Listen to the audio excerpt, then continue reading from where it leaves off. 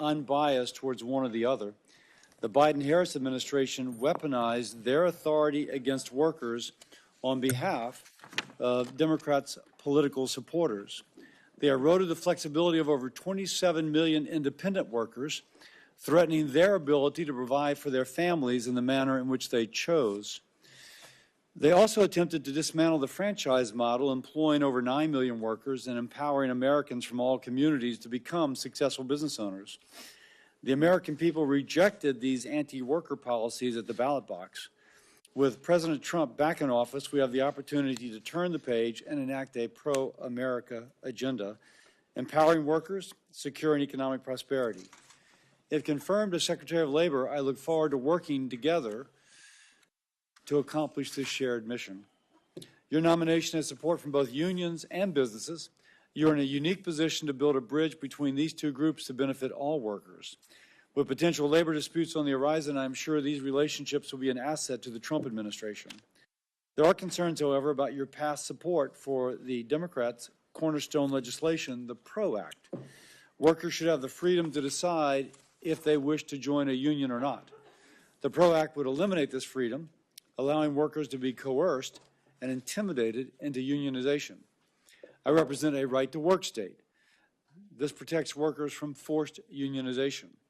This is, of course, therefore, deeply important to me. I appreciated our conversations on this issue. I now understand that your co-sponsorship of the PRO Act did not reflect your support of the legislation, but rather your interest in being part of any group that legislated on behalf of employees' rights.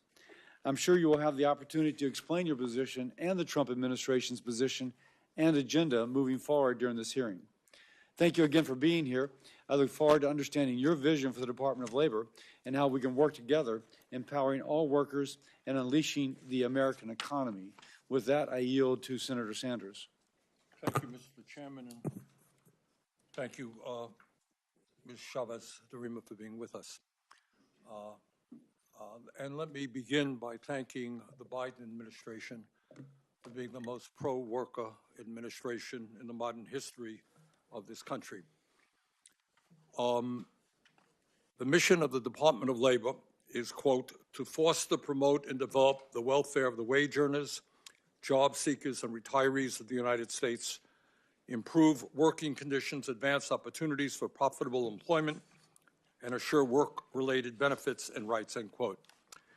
That is the mission of the Department of Labor, and it is a mission that is more important now, in my view, than it has ever been.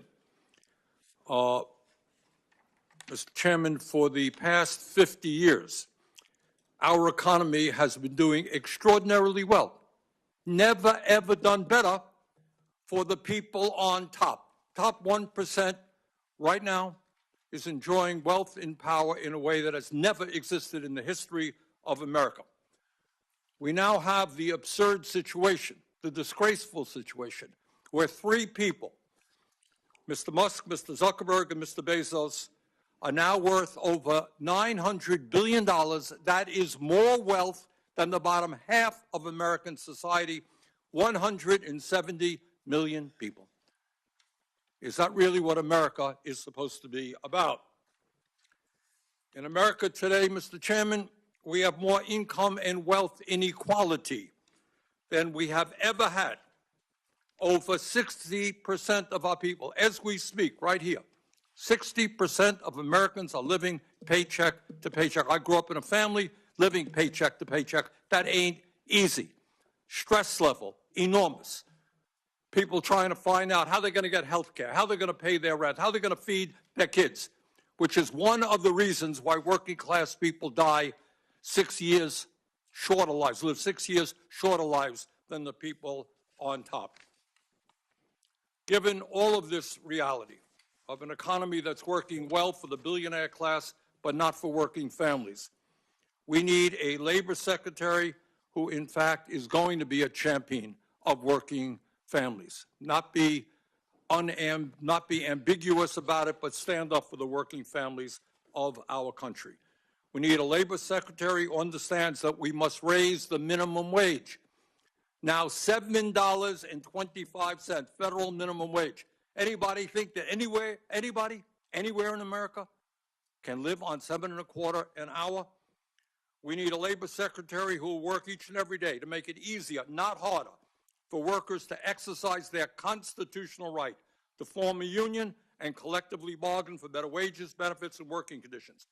We need a labor secretary who understands that we must end once and for all the disastrous right to work laws in 28 states by repealing Section 14B of Taft-Hartley. We need a labor secretary who understands that we must end the international embarrassment of America being the only major country on earth that does not guarantee paid family and medical leave or paid sick days. Imagine that. Only major country on earth doesn't guarantee paid family medical leave. We need a labor secretary who understands that it's unacceptable that women are earning 75 cents on the dollar compared to men. So, Mrs. Chavez-DeRemer's, I have reviewed your record, and in many respects, especially given the nature of the nominees that Mr. Trump has brought forth, it is very good. You were one of the few Republican members of Congress who co-sponsored the PRO Act and the Public Service Freedom to Negotiate Act to make it easier for workers to form unions. You have been a defender of union apprenticeship programs, and you have fought to expand the concept of employee ownership, something that I feel very strongly about. Many unions, as the chairman mentioned, have come out in support of your nomination, and that is an interesting development. I have spoken with you, and I've spoken with union leaders who support your nomination. But here is my concern.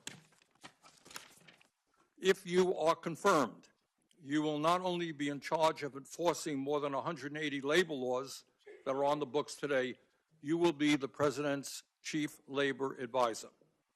That's what you'll be. When it comes to labor policy, you will have to make a choice.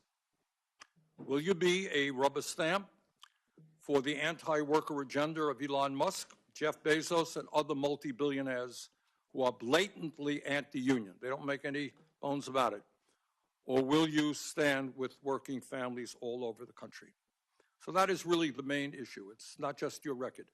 This is a very unusual administration. In my view, we are moving toward an authoritarian society where one person has enormous power. Will you have the courage to say, Mr. President, that's unconstitutional, that's wrong, I will not stand with you.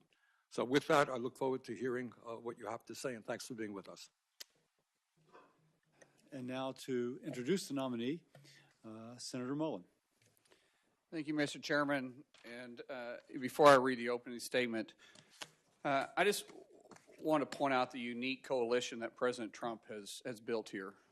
If you take Tulsi Gabbard or Bobby Kennedy and now Lori, you know, the last time Sean and I was in this room together, obviously we had our differences. And Bernie, I think you remember that well. But somehow we were able to put our differences beside because President Trump asked us to. And when the words come up, like Biden administration was the most pro-union labor person in 50 years, you got to remind yourself he also lost the labor vote by 59% because it wasn't working. But President Trump brings something unique to the table as he's built a coalition, and Lori represents that. Lori represents someone that is uniquely positioned to bring people like Sean and I, who presented Lori to President Trump and said, this is someone that we can work together with. And I would hope that you would set your biased opinions to the side and understand that this is a negotiation between two fractions of the party that is saying we're willing to work together. Employees don't exist without employers, and companies don't exist without employees. And I recognize that as much as anybody. And there is a position where we can be at, that we can find a negotiated agreement where we can set some differences aside, like the PRO Act. I think my position on that has been very, very, very clear. Oklahoma is a right-to-work state, but unions also thrive there. And at the same time, we can find common ground. Lori represents that. And so regardless of what you might think about the president, understand that this is someone that everybody should represent and should respect. If you're looking for a bipartisan, independent thinker that's going to represent the union that you want Mr. Sanders to say that you represent, when you understand that you have a president that's representing the Republican Party but also won the popular vote, you would think this is someone that you'd be very happy with. Because she is directly, uniquely positioned in the center. And I truly say that from a position that I've had to move a long ways. And if I can move, and if Sean and I can move and come together on this, then that, if nothing else, should set some type of an example. Even though I do joke with my new friend over here, which I had the mic and he can't defend himself here, that if we were in a relationship, I'd be the man in the relationship. He adamantly denies that. But I say that because now we're friends enough that we can make fun of each other, and at the same time we can work together. And so I want to read my statement, but what I've covered is pretty clear, and I wanted to say that from my heart. So, Chairman Cassidy, thank you for allowing me to share my thoughts and support on the nomination for Lori to be Secretary of Labor. As the Senate has gone through the advise and consent process of confirming President Trump's nominee, things have gotten increasingly partisan and contentious. But one thing that both sides of the aisle agree on is supporting working-class Americans that power our country's economy.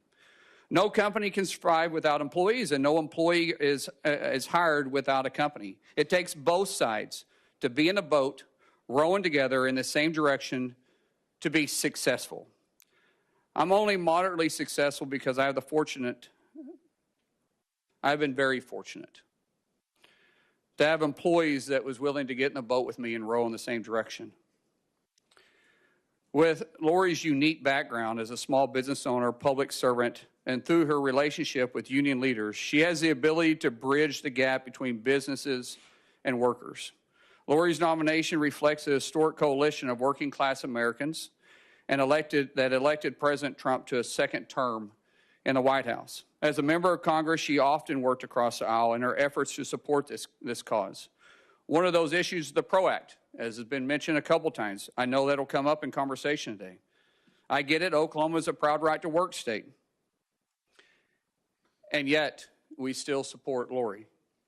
But as both sides of the table can continue to work together for hardworking Americans who have been struggling to put food on the table and to create better opportunities for themselves, their children, and their grandchildren.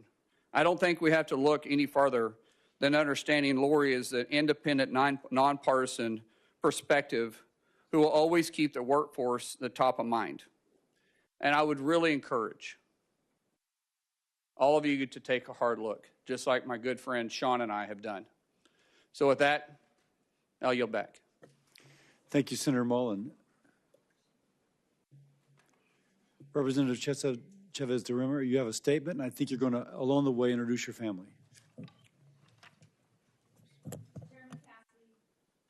Chairman Cassidy, Ranking Member Sanders, and members of the committee.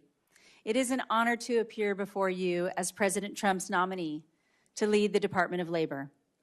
My discussions with many of you have been insightful and inspiring, reinforcing my commitment to serve our nation's workforce.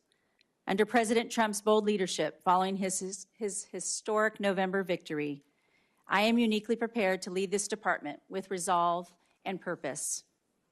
Before I begin, I want to take a moment to honor the incredible people who have supported me throughout my 24-year journey in public service. My parents, who became ardent fans of C-SPAN when I entered Congress, are here today offering their unwavering support. My twin daughters, Emily and Annie.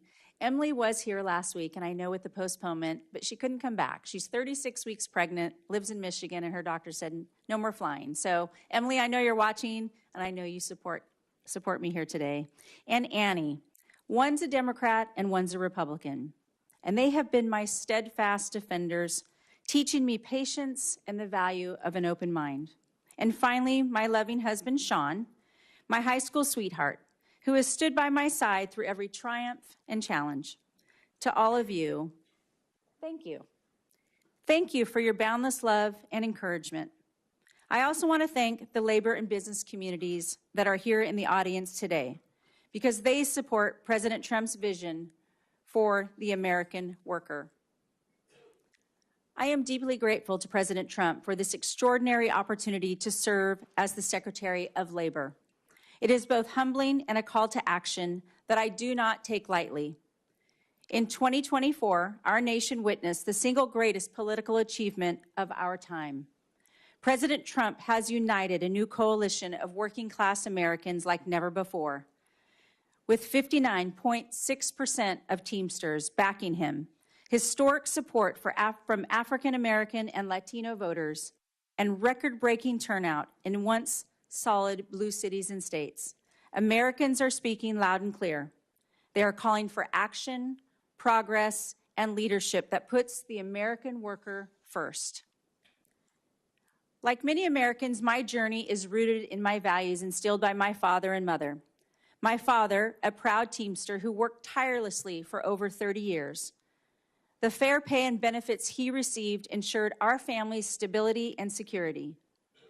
From his example, I learned the transformative power of hard work and determination, propelling me to become the first in my family to graduate from college with a degree in business administration. Later, after supporting my husband through medical school, we built our own small business. For 2 decades, we successfully navigated the challenges faced by employers, from complex labor regulations to workforce shortages and rising costs. These experiences have given me invaluable insights into the struggles and triumphs of American business owners. Insights I carried with me as mayor of one of the fastest growing Oregon communities and later as a member of Congress. In every role, my priority has been clear: to fight for the American worker and the business that drive our economy. Our current economic landscape has changed dramatically since my father worked in a creamery, demanding bold action and real change. In the last 4 years, prices have risen, wages have fallen, and 78% of Americans do not feel confident that their children will lead better lives. We have also seen major companies like Hino Motors, General Motors, Ford, and Stellantis have accelerated layoffs at facilities across the country. To rebuild confidence and strengthen our workforce, we must invest in educational pathways beyond the traditional 4-year degree, ensuring that every American worker has access to the skills and training for long-term success. Part of that effort requires honest discussion about our labor policies. I know there has been a lot of conversation about my support of the PRO Act. Like President Trump, I believe our labor laws need to be updated and modernized to reflect today's workforce and the business environment. As a member of Congress, the PRO Act was the bill to have those conversations. Conversations that matter deeply to the people of Oregon's 5th Congressional District. I recognize that that bill was imperfect, and I also recognize that I am no longer representing Oregon as a lawmaker. If confirmed, my job will be to implement President Trump's policy vision, and my guiding principle will be President Trump's guiding principle, ensuring a level playing field for businesses, unions, and most importantly, the American worker. I also know that we will not always agree, but I promise there will never be surprises. My door will always be open, and I will never put my thumb on the scale. That commitment extends to the work ahead of the Department of Labor, which stands at a crossroads with a vital role in shaping a strong and resilient economy.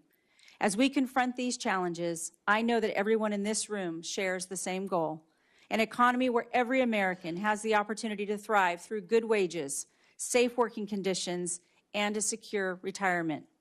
My record of collaboration demonstrates a shared belief that under President Trump's leadership, we can deliver real solutions. Putting American workers first is not just a vision, but a promise to fight for every working mom, single dad, small business owner, and every American striving for their fair shot at the American dream. If I have the privilege of being confirmed, I look forward to working with each of you to solve the challenges facing our country. Together, we can shape our economy that uplifts every American. I thank you. I thank this committee, and I look forward to your questions. Thank you very much. I'll begin. First question, the Protecting the Right to Organize Act, or the PRO Act, is a significant and controversial piece of legislation Democrats have championed for years. And it's not pro-worker, it's pro-big union. To my mind, being pro-worker means defending the right of all workers, including those who decide they don't want to join a union. Now, you co-sponsored the PRO Act as a member of Congress. Yes or no, do you still support the PRO Act? Thank you, Chairman Cassidy. It was great to visit with you. I know how important this issue is to you, and as it was said today, I recognize that I'm no longer the lawmaker, and I do not believe that the Secretary of Labor should write the laws. It will be up to Congress to write those laws and to work together.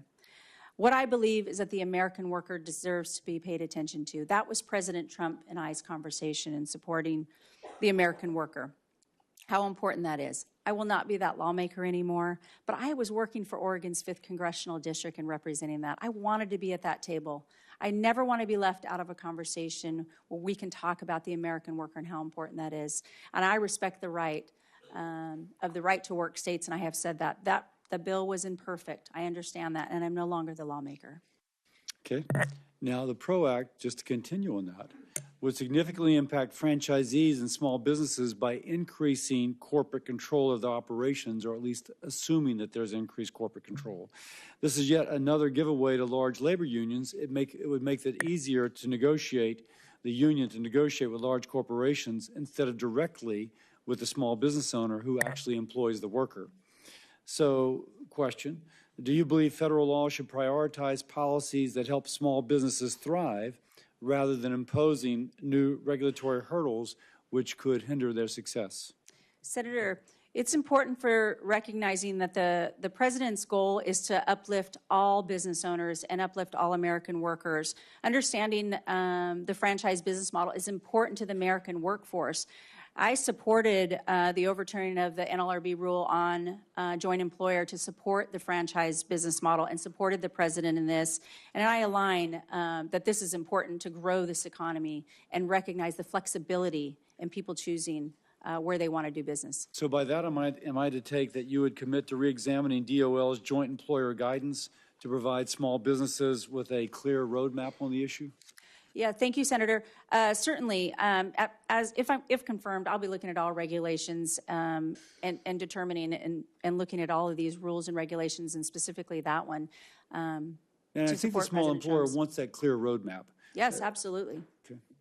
Okay. Next question. Approximately 27 million workers work as independent contractors, including working moms, caregivers, self-employed business owners.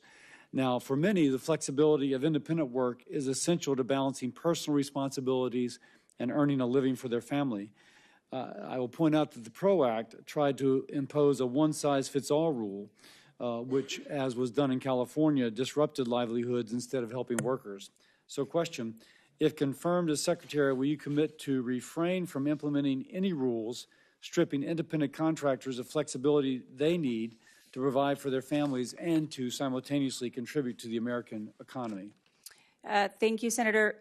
Certainly, we'll commit to understanding this. I know the president in the first administration set out that rule, and the parameters is very important to him on the flexibility of who is an independent contractor and who is an employee, and that they're properly classified. But I commit to working with you on supporting independent contractors through this process, because that flexibility is what needed. I understand, as you're mentioning in the PRO Act, but again, as I mentioned, that bill wasn't perfect, and these are those conversations that needed to be had, and supporting that independent contractor is key to growing this economy. Now, supporting that independent contractor, and something I'm very interested in, is how do we provide the independent contractor with more affordable health and retirement benefits without losing that work flexibility? if you will, the employer, the person contracting with them, not an employer, would nonetheless be able to give them access to such benefits.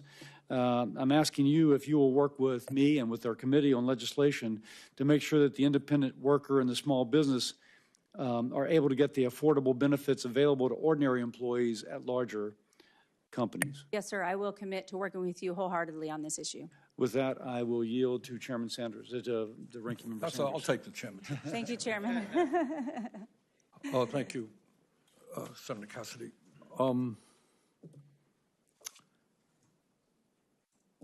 You're not the Congresswoman from Oregon anymore, right? No, sir. Okay. You're trying to become Secretary of Labor.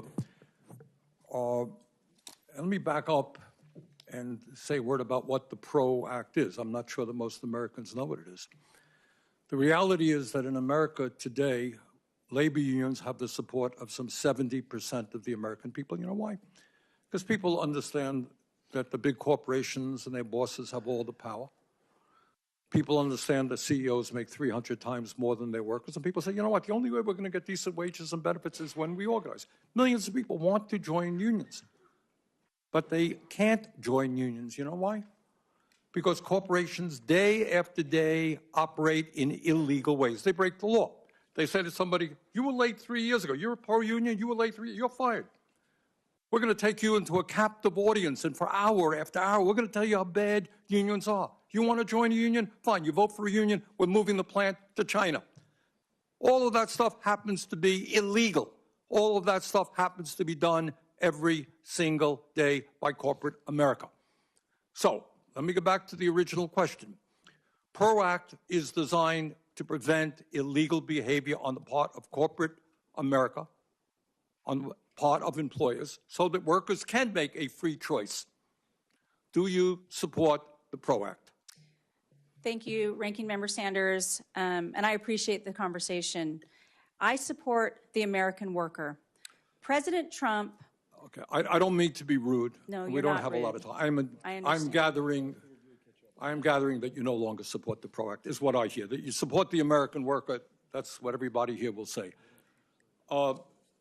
Ms. Chavez-DeRemer's, in 2021, President Biden signed the Bush-Lewis Act that prevented the earned pension benefits of some 2 million union workers and retirees from being cut by up to 65%. There are people in Congress who want to undo that enormously important legislation. What do you feel about the Bush-Lewis Act? I support the Bush-Lewis Act in protecting their retirements. You will go to the wall, to go to the mat supporting it? I do support protecting people's retirements. Federal minimum wage is $7.25. State after state has voted to raise the minimum wage. Somehow we can't do it here in Washington. 20 million workers are making less than $15 an hour. Do you support raising the minimum wage to a living wage? Ranking Member Sanders, you know that that is an issue for Congress to determine and raising the minimum wage. As the Secretary of Labor, I cannot weigh in on that. That's determined by Congress. If they want to negotiate that, I will fully and fairly enforce the law as a Labor Secretary, if you all so choose, and give you whatever data possible to make that decision as members of Congress. Well, I understand that Congress makes the law, but you have an opinion, and you will be the leading advocate for workers if you are confirmed. Question, if you were sitting where I'm sitting, would you vote to raise the minimum wage to a living wage? Well, I'm not sitting where you're sitting hypothetically. I used to, but not any longer. But I do recognize that the minimum wage hasn't been raised since 2009, and the cost of living has gone up. But again, I cannot sit here and determine what that wage will be fully and fairly. I will enforce the law, but it will be up to Congress to determine, because that is not in the purview of the Secretary of Labor. For instance, in Oregon, I know that in Portland, Oregon, that the minimum wage is almost $16 an hour, and that might work for Portland, but that's not going to work for Grants Pass, Oregon. And I know that local communities, states determine what's best for their economy. What we don't want to do is shock the economy. But again, sitting here today, I cannot determine as Secretary of Labor if it should be. Ms. Chavez-DeRemer's, in his second week in office, President Trump fired Gwynne Wilcox, a member of the National Labor Relations Board, leaving the NLRB without a quorum. And what that means right now, that if workers form a union, vote to form a union, and the company says, well, I think that was illegal, it's unfair, you can slow up the process because there's nobody to go to. Do you believe that the firing of Ms. Wilcox was illegal? Which I do. President Trump has a right to exercise his executive power, how he sees in consultation with. Are you concerned that we do team. not have a functioning NLRB right now? The NLRB is separate from the Department of I Labor, but understand I that. do believe that the function of the NLRB is important, and I will always take that into consideration doing my Are you job. concerned that we do not have a functioning NLRB now? Well, again, I have not been read in with President Trump, but he has a right to exercise his executive power, and I do believe the NLRB has an important role, independent of the Department of Labor, and I respect their position as an independent agency. Thank you. Senator Paul. Welcome. I Thank enjoyed our you. meeting in our office, and I know you're aware of this, but about half the country has right-to-work laws. 26 states have them. When you compare right-to-work states with non-right-to-work states, you see that the right-to-work states have double the employment growth. If you look at manufacturing jobs, they have 5 times the manufacturing job growth. If you look at disposable income in the right-to-work states, about $3,000 more per individual for disposable income in the right-to-work states. The PRO Act wasn't just about organizing or enabling unions to organize, which they already have the right to do. The PRO Act was about overturning right-to-work laws in 26 states, half of the country. Most of these states would argue that this was would be a horrendous invasion of their prerogatives. The chairman asked you, and then the ranking member asked you, do you still support the PRO Act? The reason we want to know is this is a tremendous sort of invasion of the states' rights to decide these. This would be overturning the right-to-work laws in half of the country. Do you still support the PRO Act, or don't you support the PRO Act? Thank you, Senator Paul, and I appreciated our meeting as well. I thought it was quite what you shared with me is how important it is to you and your state, and I heard that from many members. The right to work is a fundamental tenet of labor laws, where states have a right to choose if they want to be a right-to-work state, and that should be protected. PRO Act would have overturned that. Yes, thank you, Senator. I signed on to the PRO Act because I was representing Oregon's 5th District, but I also signed on to the PRO Act because I wanted to be at that table and have those conversations. But I fully, fairly, and support states who want to protect their right to work. I have said that to every senator that I have So visited you with. no longer support the aspect of the PRO Act that would have overturned state right-to-work laws? Yeah, there were so many parts. That's a yes? Yes, yes, sir. No more questions. Thank you, Senator. With that, I go to Senator Murray. Thank you, Mr. Chairman. Ms. Congresswoman Chavez-DeRemer's, welcome. Thank you, Senator. The Trump administration is flagrantly violating the bipartisan agreements in our appropriations law by refusing to spend money that Congress in a bipartisan manner has passed for the American people. I've been hearing about it in my home state of Washington. I heard from an organization in Edmonds about whether or not it'll now be able to provide support for our veterans who are seeking educational and employment opportunities as they transition to civilian life. I heard from a workforce training program that operates statewide about whether they'll now be able to continue to pair workers with employers in the grocery industry. You should know that the chaos surrounding these funding freezes is causing real damage to people's lives. So I want to know, will you commit to following appropriations laws and the Impoundment Control Act? Yeah, thank you, Senator. I know we talked about this in your office as ranking member of appropriations, and I do respect the Appropriations Committee. As a former member of Congress, I think everyone in this room who's ever sat behind that dais can understand that. Again, the President of the United States has the power to determine what he's going to do through his executive power. I am not been confirmed. I have not been read into all that. I'm asking you, will you Yes. follow the law? I will always follow the There law is and the an Impoundment Constitution. Control Act. Will you follow that law? I will follow the law and the Constitution. If you receive a directive to violate appropriations laws and withhold funding for workers, what will you do? I do not believe the President is going to ask me to break the law, 100%. Well, we have seen that across the board since he was put into office, where he is violating that law. So you will likely be asked, what will you do?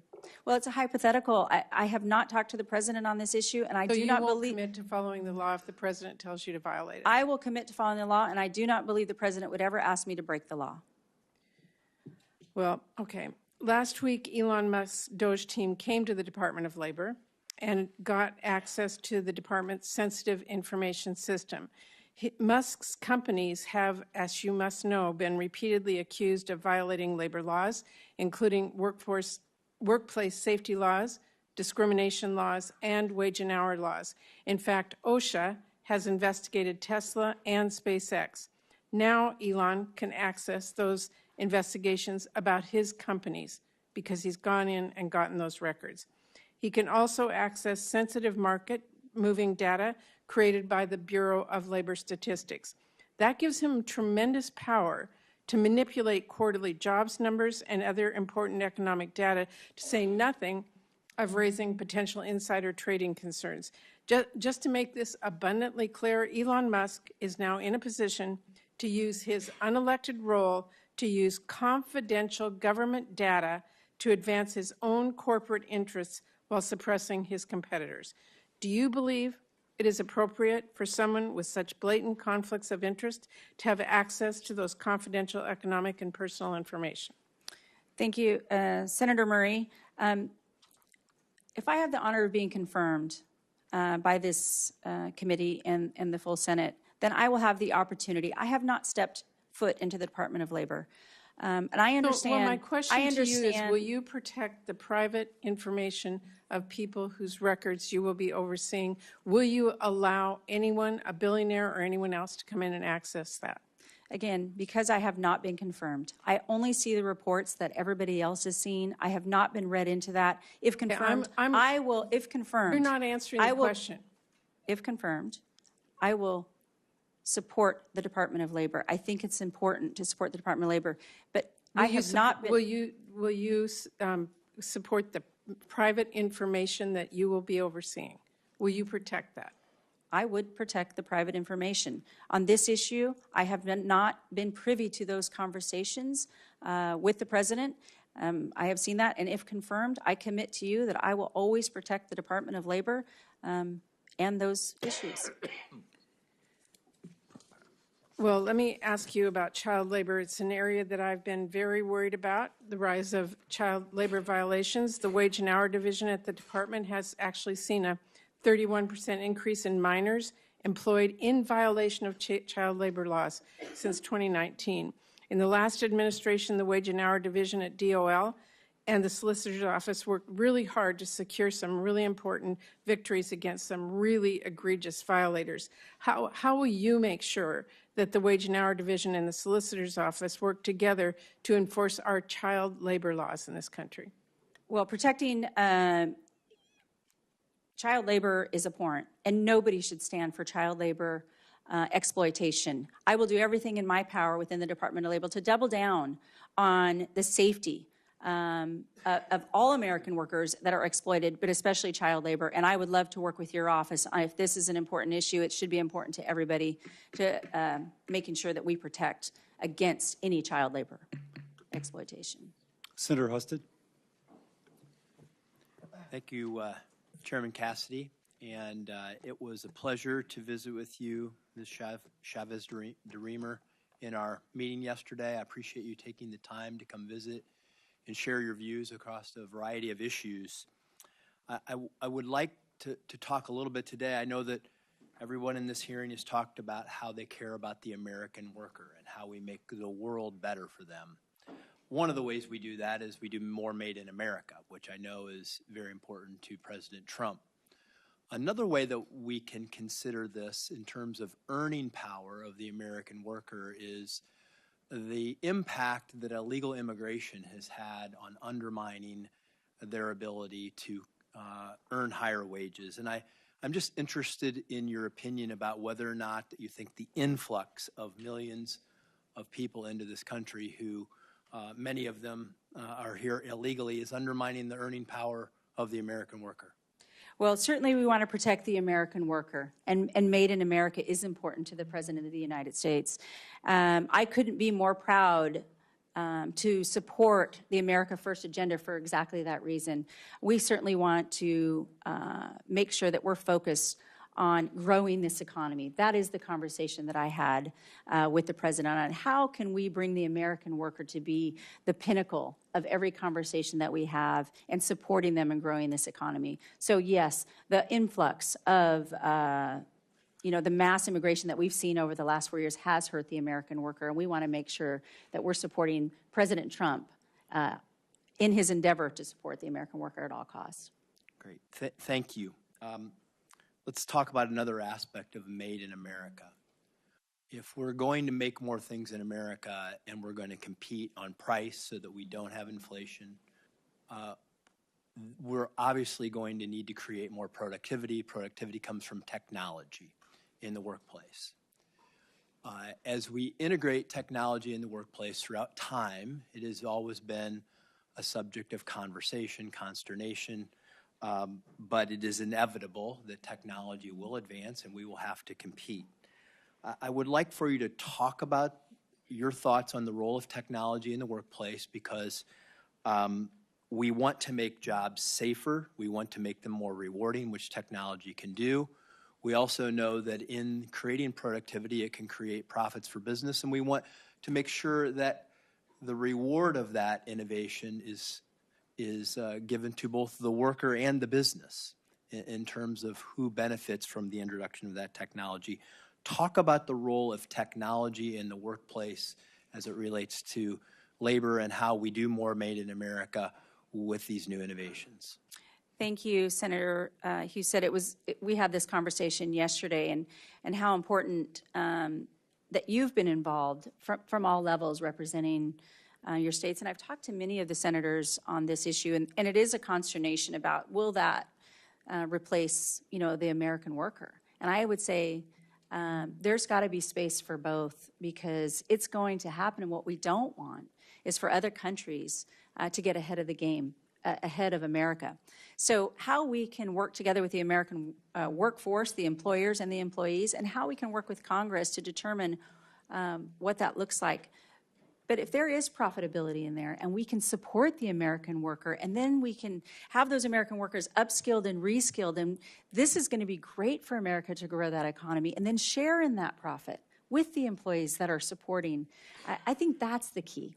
The president and I had a conversation specifically on building that bridge between the employer and the employee and labor and business, all of that. And if we grow this economy, we can do to bigger and better things, and everybody can live that American dream, as you mentioned. So I look forward to really diving in as the Department of Labor and giving the resources, not only to those businesses, but not only to those employees, but to members of Congress who can take this story back to their states and know that the Department of Labor, and as me as a leader, is going to work on their behalf. And a final component of that is that many, many Americans can have higher paying jobs if they have the right kind of skills. They don't need to go to college. They can get there through apprenticeships. Talk about how we can expand apprenticeships and make sure that we're helping the American workforce get the skills they need to compete, be more productive, and help America win.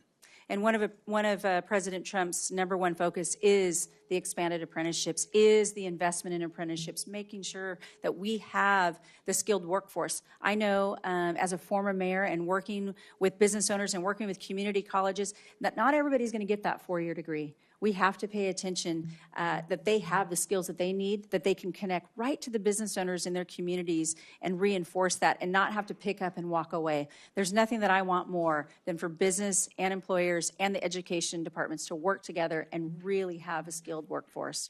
Thank you, Mr. Chairman. Yeah, thank you, Senator. Senator Baldwin. Thank you, Mr. Chairman. Ms. Chavez-DeRemer's, when we met, you expressed your strong support for registered apprenticeships. So I want to dig a little bit deeper on that last question you were asked. That was reassuring to hear, particularly in light of the first Trump administration's effort to fund non-registered apprenticeships, or IRAPs, as they're called. You also said that you had not yet had an opportunity to talk with the president about policy at the time we met. Have you had the opportunity to talk with the president about your about registered apprenticeships? And if so, has that changed your position? No, thank you, Senator, on that issue. It is so important on the registered apprenticeships and really investing and even doubling down on that. I know in the first administration, and I haven't talked to the president on the first administration's policies compared to now on apprenticeship from the last administration, but I think there's a lot to learn from what happened in the first administration and the successes and not successes.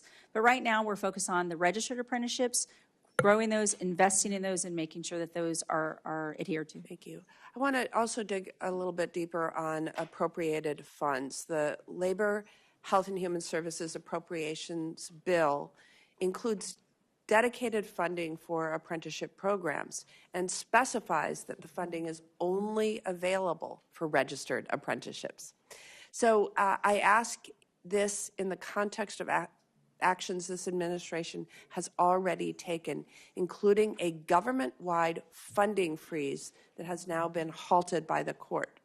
As ranking member of the Labor, Health and Human Services Appropriations Subcommittee, I have a particular interest in the department implementing our bill as Congress intends.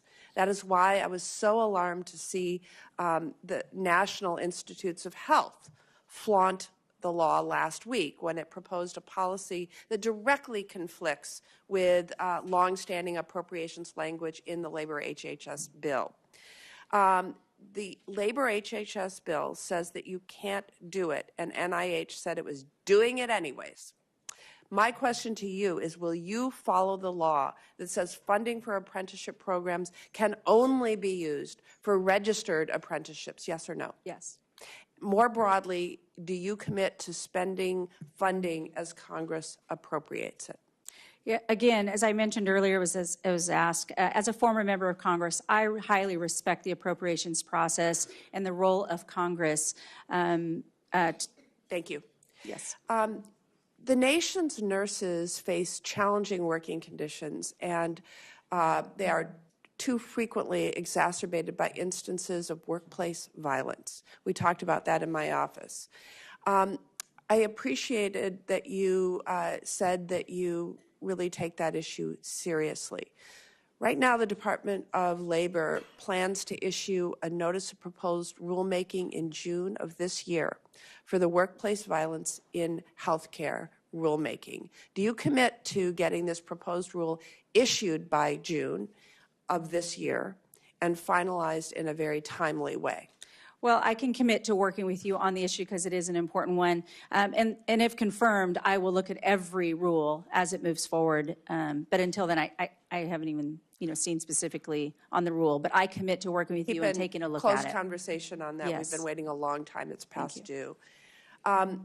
Your opening statement mentioned putting workers first. You've repeated that a number of times. So I hope to have your commitment to aggressively pursue enforcement against employers that deny workers the wages they've earned or fail to provide safe working conditions. The Department of Labor plays a critical role in protecting workers' rights, including ensuring workers get the back pay they are owed and investigations into allegations of child labor law violations. If confirmed, I look forward to working with you to make sure that the department has the resources to do this important work. Can you commit to me that this important work will continue under the Department of Labor, at the Department of Labor under your leadership, yes or no? Yes. Can you confirm that information under the Department of Labor's Wage and Hour Division on their website will remain up to date, publicly accessible, and comprehensive like it is today? Yes or no? Again, I have not been at the Department of Labor. I have not, but I look forward to working with the agency heads and making sure that people have the information that they need. All right. One last question. The Women in Apprenticeship and Non-Traditional Occupations Grant Program. Senator Baldwin, time's expired. All right. I will submit that for. Thank you, Senator. Senator Banks. Thank you, Mr. Chairman.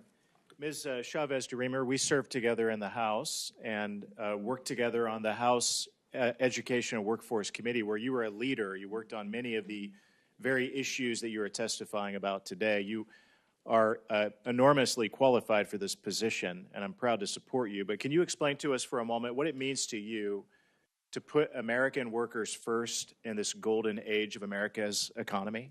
Thank you, Senator. Well, it's important to me, as was mentioned, the American worker. But we have to make sure that the American worker is being fortified with not only the skills that they need in order to answer the call, but people are looking for the American dream. People are wanting to have the skills to work in whatever they determine that to be. Again, we're seeing it's not the 4-year university always, it's the 2-year, it's the certificate base, it's answering the call so they can have mortgage-paying jobs for their families and understand that we're going to protect their benefits and their rights and safety in the workplace. The Department of Labor is sole focus is to make sure that we are protecting the wage earner, that we are helping the job seekers who are out there looking and really reinvigorating the job seekers who have decided that they don't want to look any further, and then protecting those retirees. As member of Education and Workforce and working together. Workforce investment, workforce development, I think is going to be key for all of our respective states. This shouldn't be a party issue. I've said this over and over again. That's why I've always worked across the aisle, because the American worker, we don't know what their party is, but we know that it matters to them to protect their families.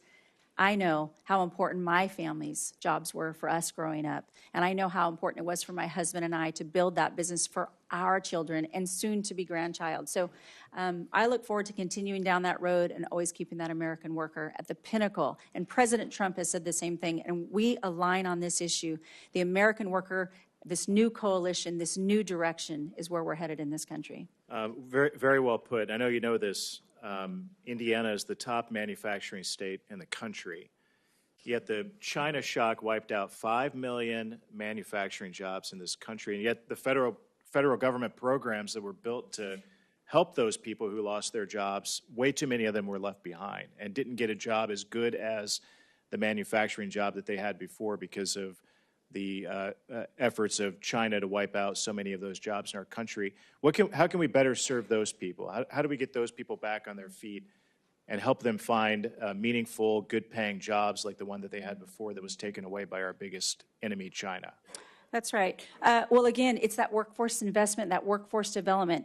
Oftentimes, as a former mayor, if we don't go out and talk to the business community, if we don't go out and talk to those employers about what they're seeking and how they can find those jobs, we have to make sure that we are the leaders in this nation and in the world, not China and not any other country. President Trump, the golden age that you mentioned, this has been first and foremost the America First agenda, and workforce development and protecting the American worker and have them the ability to earn those wages and live the American dream is number one in the America First agenda.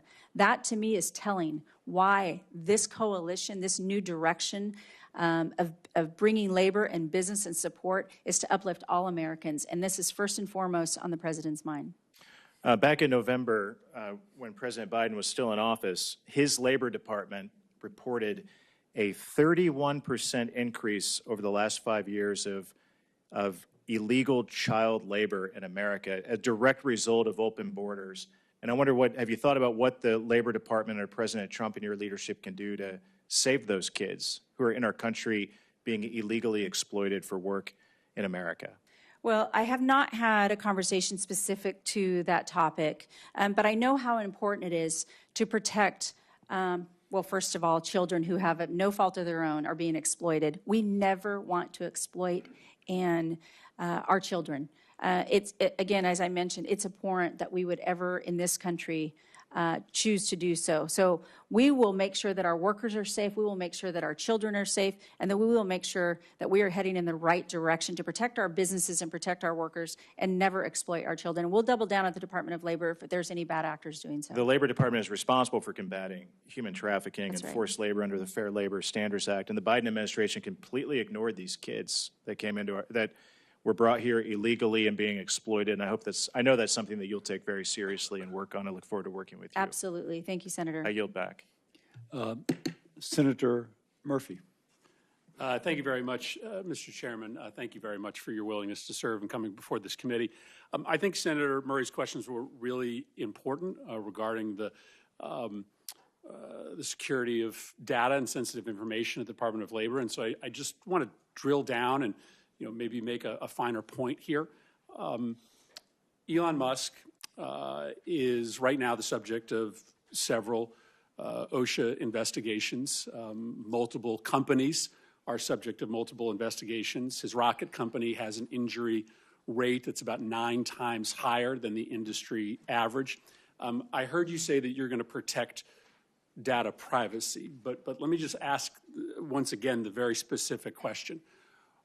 Will you commit to denying access to Elon Musk or any of his representatives to information about labor violations at OSHA or any other information about labor violation investigations at the Department of Labor? Thank you, Senator. On this same issue, committing to the privacy. Again, I know that for most listening to this, it seems as though when we're trying to answer these questions, but I have not been in these conversations, as I'm not confirmed. I only see what has happened possibly on the news and so forth. The president has the executive power to have his coalition of advisors and determine what's best for the American people. He made a promise to the American people that he was going to do these things and check into what is happening. Other than that, I have not been read in on any of this. And if confirmed, I commit to taking a deeper look and working with your office and any other office on this issue. But at this point, again, this one feels pretty simple, right? I mean, this is an individual who owns companies that have existing investigations. Mm-hmm. He has a direct interest in getting information about the seriousness of those investigations. He has interest in getting information about investigations against his competitors. It seems like a pretty simple commitment to make to say, I am not going to give any private company exclusive access to information about open investigations against them or their competitors. I mean, why can't you just make that commitment to us? Well, again, the president has the executive power to exercise it as he sees fit. I am not the president of the United States. I work for the president of the United States if confirmed, and I will serve at the pleasure of the president on this issue.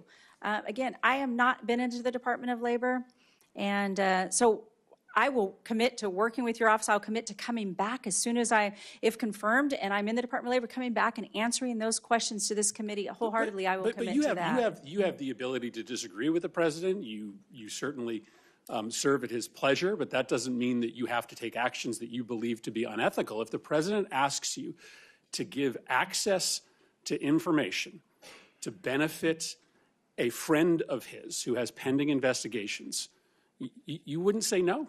Well, the president, I think in building his team, a formidable team, to determine that, I don't think is expecting yes men and women. We are going to be advisors to the president, and I would talk to the president. But on this issue, I'm not an attorney. I would certainly consult with the Department of Labor solicitors. I would certainly consult with the White House and their attorneys. But until I am confirmed and in the Department of Labor, I would not be able to say specific to this without having the full picture before that. I don't think you need to be an attorney to understand that giving access to a company to sensitive data about labor violations at their company or to competitors' companies is deeply unethical. Let me ask you another question. Both SpaceX and Amazon have filed suits against the NLRB contesting its constitutionality. It's a pretty extreme argument saying that the NLRB is actually unconstitutional. I know you were asked earlier about the firing of one of the members. Do you believe that the NLRB is constitutional? I believe the NLRB definitely has its authority, and I respect that authority. I know you mentioned, or I mentioned, that I'm not an attorney. That being said, it looks like the courts are dealing with that. But what I respect is the fact that it is separate, independent agency, and I think it has a role to play, and I respect that. And as the Department of Labor Secretary, if confirmed, I will take that very seriously. But do you believe that it's constitutional? Yeah, I believe that you can answer that question real fast. Yeah, thank you. I definitely believe that the NLRB is an important agency, independent. And I will work with the NLRB as we, have very different jurisdictions, but we often overlap. And so I think it's important to recognize that it is an important agency, independent, and so forth. Senator Moody. Yeah. Thank you, Chairman Cassidy. Hello, congratulations on your nomination. Thanks for being with us today. Yeah, thank you. I wanted to follow up on something my colleague, Senator Banks, brought up, and you mentioned that you had not had a conversation about this, but I'm hopeful that you have paid attention to what's been going on and studied what's been happening to so many children throughout our nation, especially over the last 4 years. It is common knowledge now, it is not a political opinion, that under the Biden administration, hundreds of thousands of minor children flooded into our country. Many were forced into labor trafficking, working many hours a day, even undercutting American wages, but to the detriment of many of these children. Some were injured, some died. It was heartbreaking. As a mother of a child that is around the same age that some of these children were forced into this labor, I find it appalling that more people were not speaking out about this, and certainly unacceptable that we had an administration that was not talking about this every single day when these horrors were taking place in our own country. Florida was so upset about it, we kept asking routinely for more information from the administration so that we could monitor what children were in our state and care for them and account for them. We even launched a grand jury investigation. I just wanted to quote for you what that grand jury found. And again, this is community members, not politically driven. The Biden administration forced migration, sale, and abuse of foreign children. This process exposed children to horrifying health conditions, constant criminal threat, labor and sex trafficking, robbery, rape, and other experiences not done justice by mere words. And the challenging part here is, as we've uncovered more and more instances of this, it appeared that the Department of Labor was not engaging and expecting the same type of transparency that many of the states were, even though the Department of Labor had the responsibility and authority to enforce some of this stuff. And when we tried to get Biden administration representatives to come and testify and give us information and provide documents, we were repeatedly stopped, obstructed from doing that. And in fact, they responded to one of our requests that they show up by saying the state had failed to show how it was in the interest of the agency, when all we were seeking to do was to fight in the interests of the tens of thousands of lost children. And so I will ask you, if you are given this enormous responsibility, do you commit to doing everything in your power to enforcing the child labor laws and working with the states that so desperately want to protect the children in their states, that believe they have the responsibility and the ability to do that? 100%, Senator. As I mentioned, what has happened over the last 4 years has been horrendous. It is not something the United States should stand for. And again, it is not a political issue. This is protecting children. And we should not ever allow that to happen in this country. And I 100% commit to you that I will work with you, your office, and any other office in order to protect those children and understand that we should never accept this in the United States. There was some words recently promoted in a memo by President Trump and his administration, radical transparency. And I think that is essential in moving forward from these agencies so that the people understand what is taking place in their country under their noses, because we know any power that rests in this government rest with the consent of the governed. And I think as we are waking up to what has been happening, many are saying we never gave that consent. And we as a Congress need to hold the agencies accountable to that. I want to now direct your attention to right-to-work laws in states that have chosen to pass right-to-work laws, like the state of Florida. We passed legislation to ensure that, for example, dues could not be forced out of people's paychecks. That was very important within our state. And when the Department of Labor saw that under the last administration, they sought to threat to withhold funding from the state of Florida when we promoted our own policies to ensure reasonable collective bargaining and right-to-work laws. We brought suit. I fought that in court. That is still pending. It is on appeal right now. Do I have your word that you will look at that, dig in on that, determine if those threats were indeed justified? And if not, work with the state of Florida to resolve that? Yes. While it is in litigation, I can't comment on the actual litigation. I do look forward, if confirmed, to working with your office and taking a hard look at that and respecting what the state of Florida is doing with their right to work laws. And put simply, do you respect the ability of the states to enact policy in the benefit of our own states? Yes. Thank you, and thank you to Representative Chavez-DeRemer for the good discussion we had about a month ago. You said you respect the National Labor Relations Board and want to work together with it, though they are independent. The National Labor Relations Board was created by statute, and it's the law of the land, correct? Yes, sir. And it was created pursuant to the National Labor Relations Act, which was also a statute and is the law of the land, correct? Yes, sir.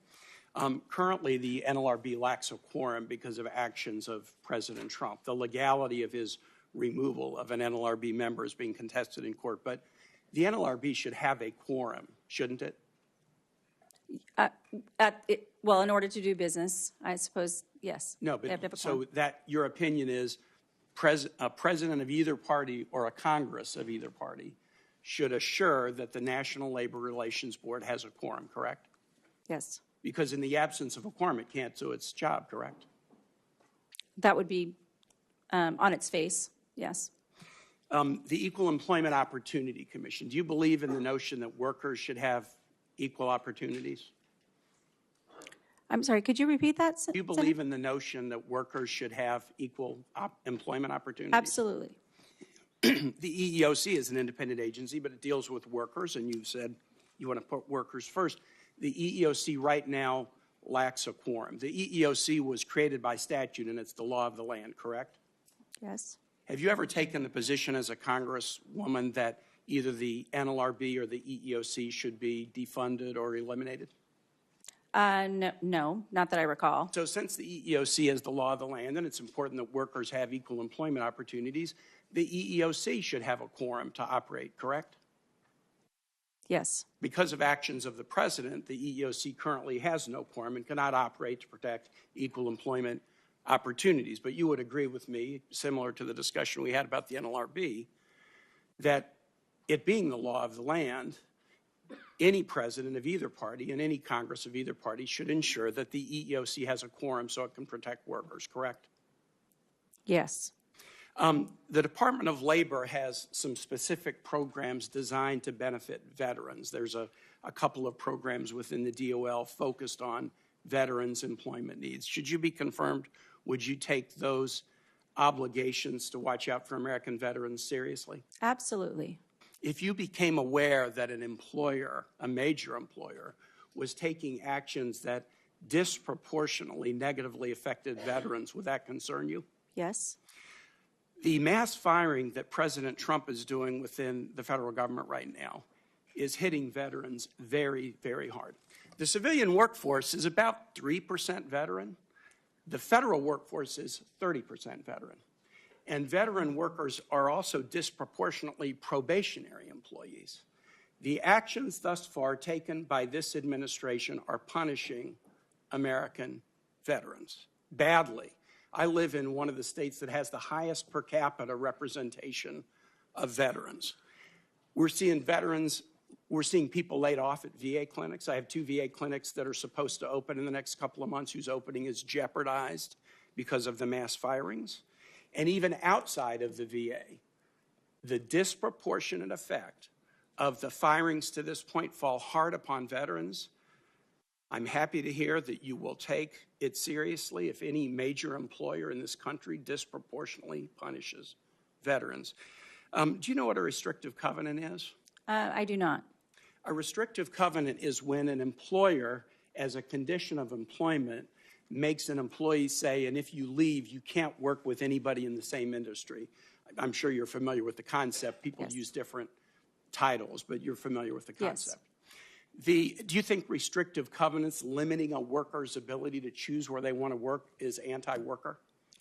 Well, I'm assuming you're probably also naming those The non-competes? Yeah. Is that what you're referring to? Yeah.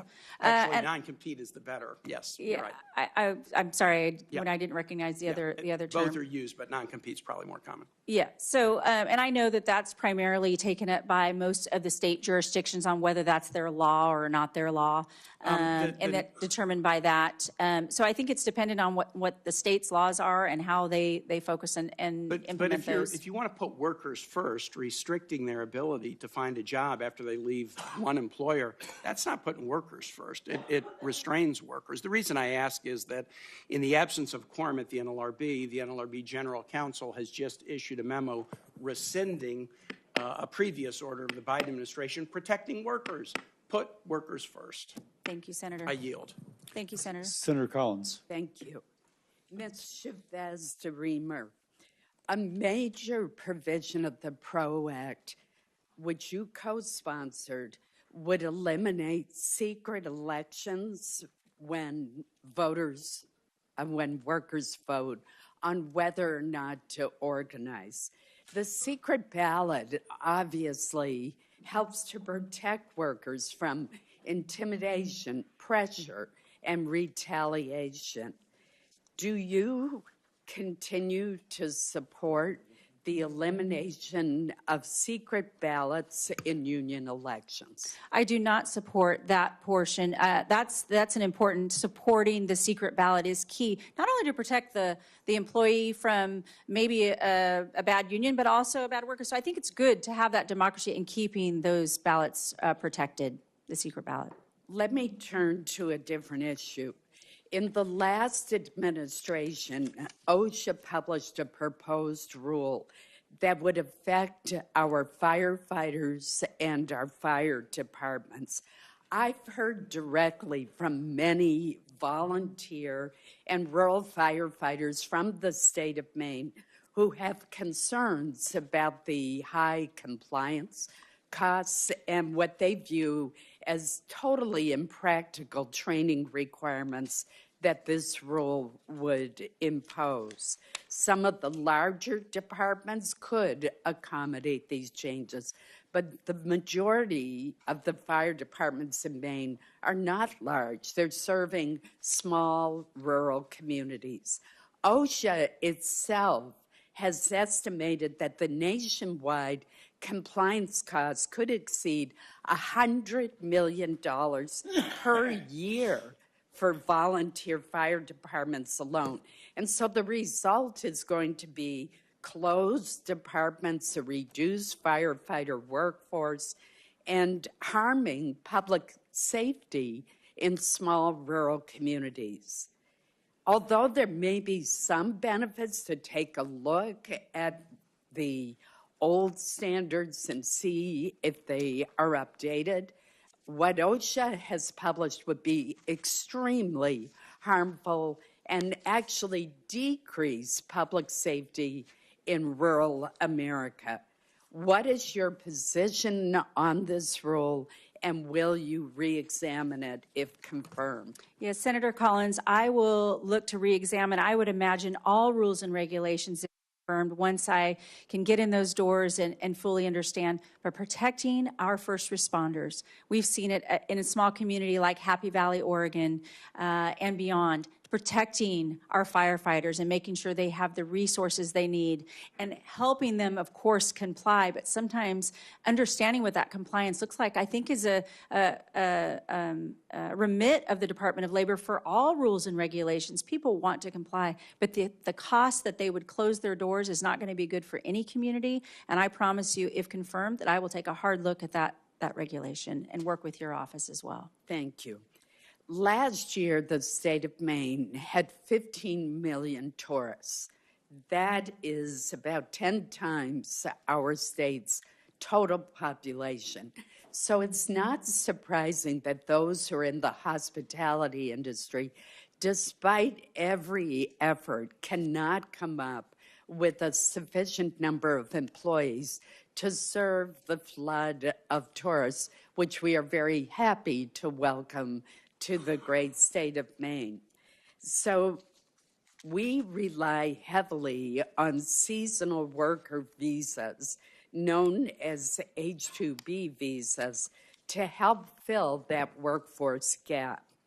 Can you commit to making available the maximum amount of H-2B visas that Congress authorizes? There's some discretion on what the number will be, but Congress gives the administration the authority to go to the maximum level. That's right, Senator. I commit to working not only with you all, and this is brought up by many of you in our meetings on how important the H-2A, H-2B, H-1B visas are and the seasonal visas. I will work with the Department of Homeland Security Secretary Noem in looking at those caps. And the Department of Labor's role and remit on this is testing the market and understanding who's asking for these permits, and then working with the Department of Homeland and the Department of State to talk about that cap and whether or not Congress wants to enact that. So yes, I commit to working with you and them as well. Thank you. Senator Hassan. Thank you, Mr. Chair. Good morning still, Congresswoman. It's good to see you, and I appreciated the time we had when we met in my office a little bit ago. I appreciate your willingness to serve and that of your family. I wanted to follow up before turning to a couple of questions I have on a line of questioning we heard from Senator Murray. I take it from her questions and your answers that you have stated that if you are directed by the President to take an action that would break the law, you would follow the law. Absolutely. We'll follow the law and the Constitution. I do not believe the President would ask me to break the law. I understand that as the pat response from nominees. We've seen a lot of evidence that he will in the last 4 weeks. And then I wanted to follow up on Senator Murphy's point about Mr. Musk's access to DOL information. And this is not a question, but I just want you to understand why we are focused on this. Mr. Musk spent $250 million to get Donald Trump elected. And since Inauguration Day, we have found out that the State Department was planning to give Tesla a $400 million contract for armored vehicles. Now we find that Elon Musk has access to the Department of Transportation records and data systems when, in fact, he's being investigated by DOT because of multiple inquiries into the safety of Tesla vehicles and the deaths they may have caused. Then we find out that he's got access to the Department of Labor information. He's got programmers with him when we know that he's being investigated by the Department of Labor. So it seems like Mr. Musk is getting a big payback from Mr. Trump right in the first month of this administration, and that concerns us greatly. Now, I did want to turn to a couple of issues that you and I talked about. We have a shared interest in increasing access to apprenticeship and workforce training, and there's been real bipartisan focus on that. If confirmed, will you expand these programs, and how will you prioritize rural communities in this effort? Because getting apprenticeship programs in rural communities to fit the actual economy and workforce needs in those rural communities is a pretty unique thing, and I'd just like your thoughts on that. Well, thank you, Senator, and I enjoyed our conversation as well. Again, a lot of this information that I experience comes from being a former mayor, and then having the experience as a member of Congress as well to understand how the laws are made. But in the rural areas, oftentimes forgotten. It's a forgotten parts of a lot of our states. One of the things we talked about is the hubs, and I think I talked about that with Senator Hickenlooper as well. And knowing that there are programs that are going to skill the workforce in those rural communities. And for instance, an example in Oregon, one of the hubs I think I mentioned to you and Senator Hickenlooper was, it's a real direct, while it's not an apprenticeship program, until we can fortify or work toward possibly what that looks like in other parts of certain industries. We talked, I think, about the healthcare industry specifically, is working with our community colleges and our local technical colleges to have those certificate based so that we have that workforce right in those communities. And when we take that information from our businesses and we kind of back into degrees for our students in order to do that. But I look forward to working on a bipartisan level to really fortify those apprenticeship programs so that we can have that skilled workforce. Well, I would look forward to working in a bipartisan way on that. One of the things we could do is to pass the bipartisan bicameral reauthorization of the Workforce Innovation and Opportunity Act that we agreed to last Congress. So that's an important way we could move forward. With 2.6 million workplace injuries and illnesses reported annually, we have to do more to protect the health and safety of our workers.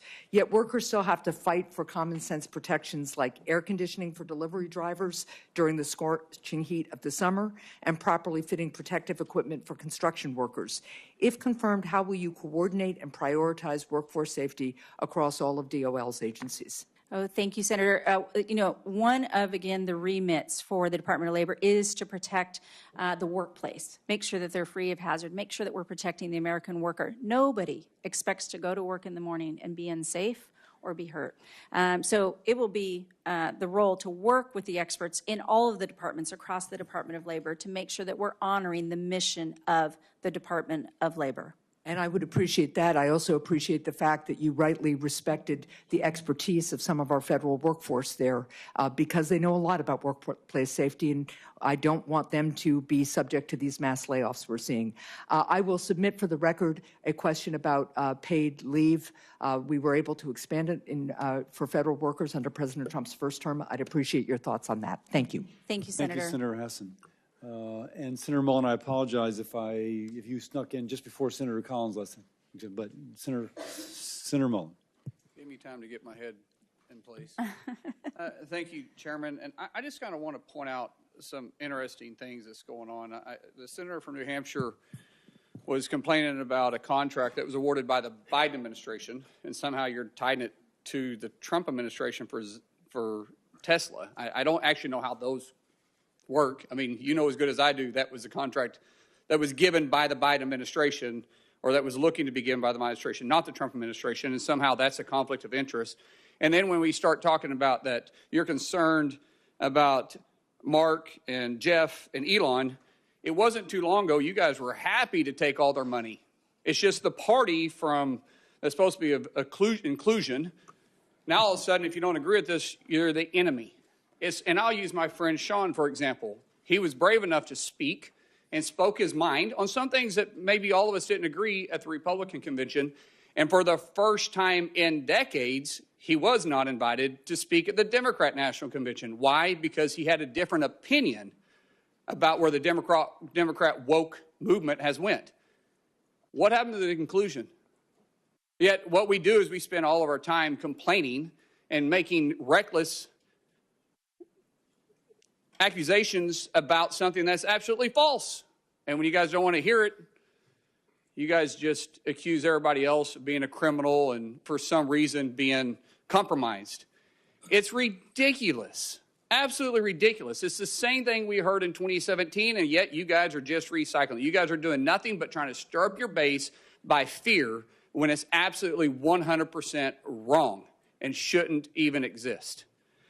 Now, with my rant over, I'd like to turn back to Lori and ask you a question. You know, you're very uniquely positioned. I made that clear when I was introducing you. Coming from a very blue state and being a Republican, that's very heavily union, and you've been backed by the union.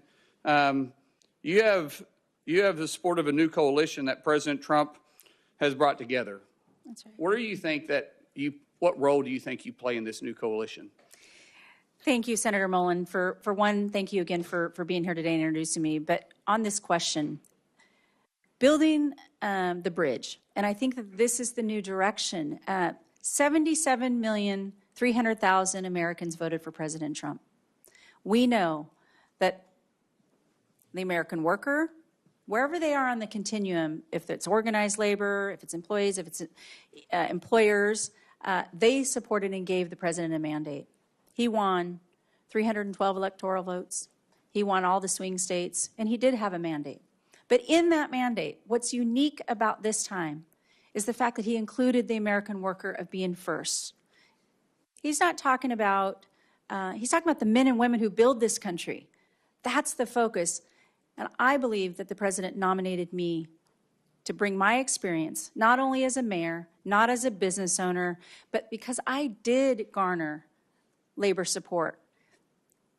The president and I align in this issue, that if we focus on the American worker, despite the politics that is going to come up sometimes, we're not going to agree on everything, but we can agree that we are at a pivotal moment in this history to capitalize and support the American worker, and that everyone can achieve the American dream. I know how important that was for my family. I know how important that is to all your constituents, and I want to bring people to the table. And when they're at that table, I want them to stay at that table, because I know it sometimes they're going to disagree. But it is not to put the thumb on the scale. It is not to weigh in support on each side. It's to keep them at that table till they determine that they can solve the issues, just like you and Sean O'Brien. This is important to the president. It's important to me. He asked me to be an extension on his team, a formidable team, where we won't forget that. And I won't forget that. I'll work hard every day to be the leader that this country deserves at the Department of Labor to carry on that message for the president. One of President Trump's main focus was bringing jobs back to manufacturing. In fact, the American First agenda was all about protecting the American workers. How do you plan on working uniquely with both sides to bring manufacturing back to the United States? Well, again, thank you for this question, because it is where we have been lacking. We have seen communities be decimated, small rural communities where, Oregon is a timber industry, and they have been decimated over the last 15, 20 years. We have to bring those back so we can build up our communities. I look forward to investing in the workforce. Again, it was mentioned WEO, which is a bipartisan effort. And as a member of Ed and Workforce, I was proud to honor that. And if President Trump wants to bring that forward, I look to working with all of your offices for that workforce investments to build up those jobs, to reinvest in those manufacturing jobs. Thank you so much. Thank I you, yield back. Senator. Senator Kim. Thank you, Chairman.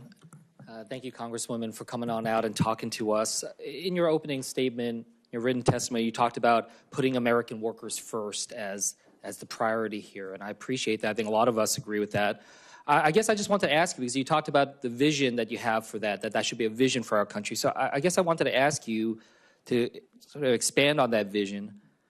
Is $7.25 an hour, is that enough to live on in America in the year 2025? Thank you, Senator, for the question. I know Ranking Member Sanders asked the same question. I recognize that it hasn't been changed, the minimum wage. I guess I'm just asking you, do you think that's enough for a worker to live on? I'm just trying to get a sense of your vision for what the standard of life for an American worker is. Yeah, well, I mean, again, for every state, for every community, again, I mentioned Oregon. What happens in Portland doesn't happen in Grants Pass. It certainly doesn't happen. I understand that about Oregon. But I guess I would ask you, what is $7.25 an hour? That is what in an annual term? Do you know off the top of your head? Oh, it's not a math question. Yeah, so I'm just trying to get a sense of it. So it's about $15,000 a year. Yeah. So I guess I just want to ask you, do you think that there is a state in this country where someone can live comfortably on their own for $15,000 a year? Well, I don't know if there is, but I would look and work with Congress. This is a congressional issue. I hope I can support you in telling the story of what's happening on the ground. But that's what I'm just trying to get a sense of from you is what your vision is, because I do want to try to engage and see if we can work on that together. So, for instance, biggest issue I keep hearing about is about affordability of housing and the challenges that people are facing when it comes to that. So again, I'm just trying to get a sense of where you're at on this. Do you have a sense of what percentage of someone's salary should go towards housing? Is there an upper limit in your mind of where you'd like to see that? Well, I know oftentimes they talk about, if it's 10%, 20%, but here's my commitment, Senator. My commitment to you is to tell that story. I will come out and visit every state's and understand what's important to them and tell that story not only to the president, but also work with members of Congress. And if you all see fit, I will fully and fairly enforce the minimum wage laws that you all see fit and work together.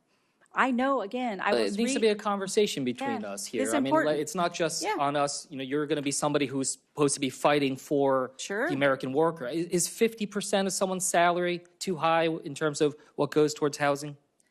Well, again, depending on what the salary is, people can determine that.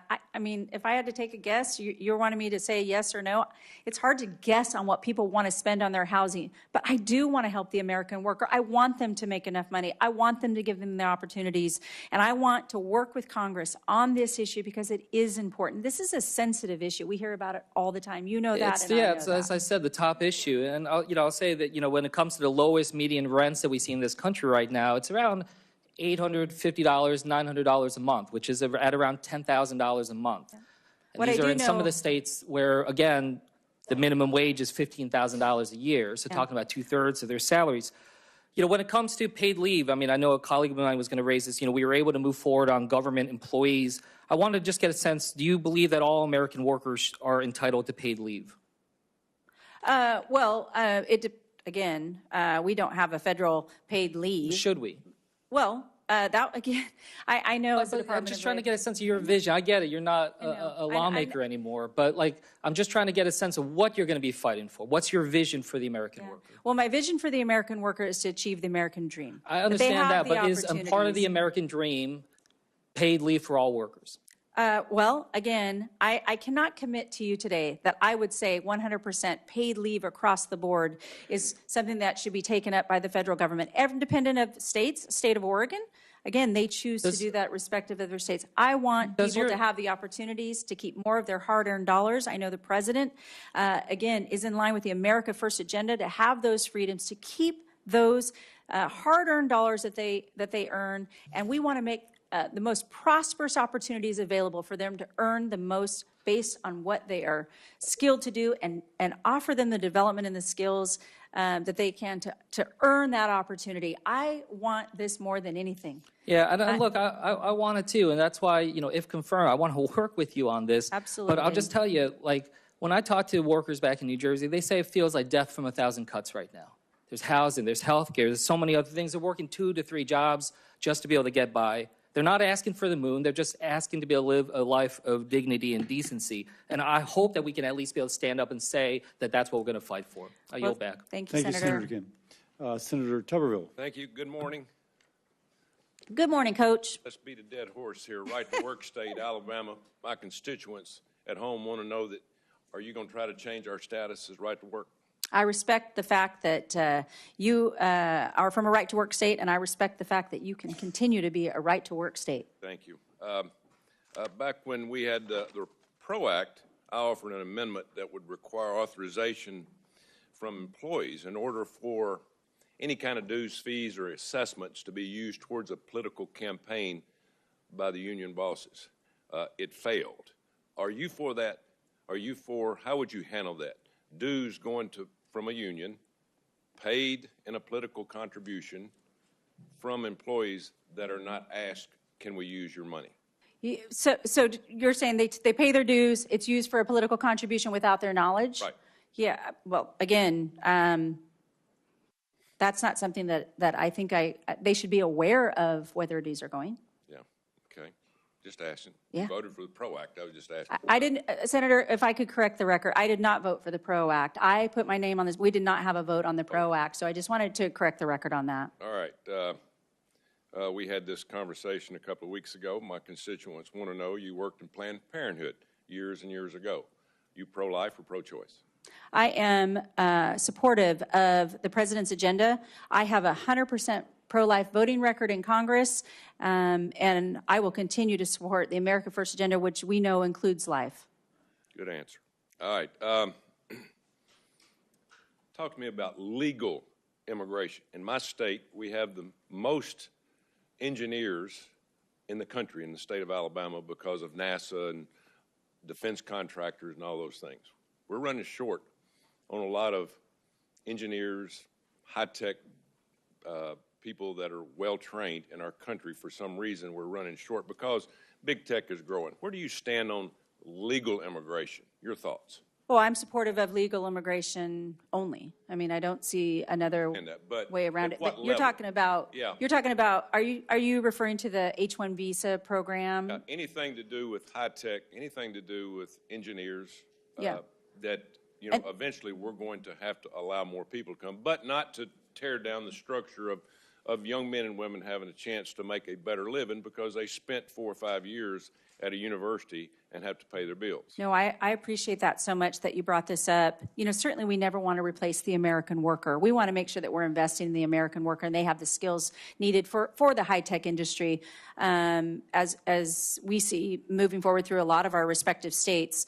On the visitor's visa, on the H-1B, there's been conversation about in the immediacy. I've heard that from many of the senators. It's about today. What happens today and tomorrow? I commit to you to working, again, with testing the market. That's the Department of Labor's remit, is to test the market and seeing where we need the guest worker program. Once we've exhausted all other programs and making sure that we're out there, then work with the Department of Homeland and certainly the Department of State on if we have to administer more. But that's going to be certainly, Congress will determine it, and then I'll work with those interagencies as well. And I would love to work with your office on that specifically. Thank you. Thank you. I'm not going to put you under a gun on this question. You probably don't know a lot about it. A lot of people in this room know a lot about it. NIL, name, image, and likeness. Mm-hmm. It is a disaster.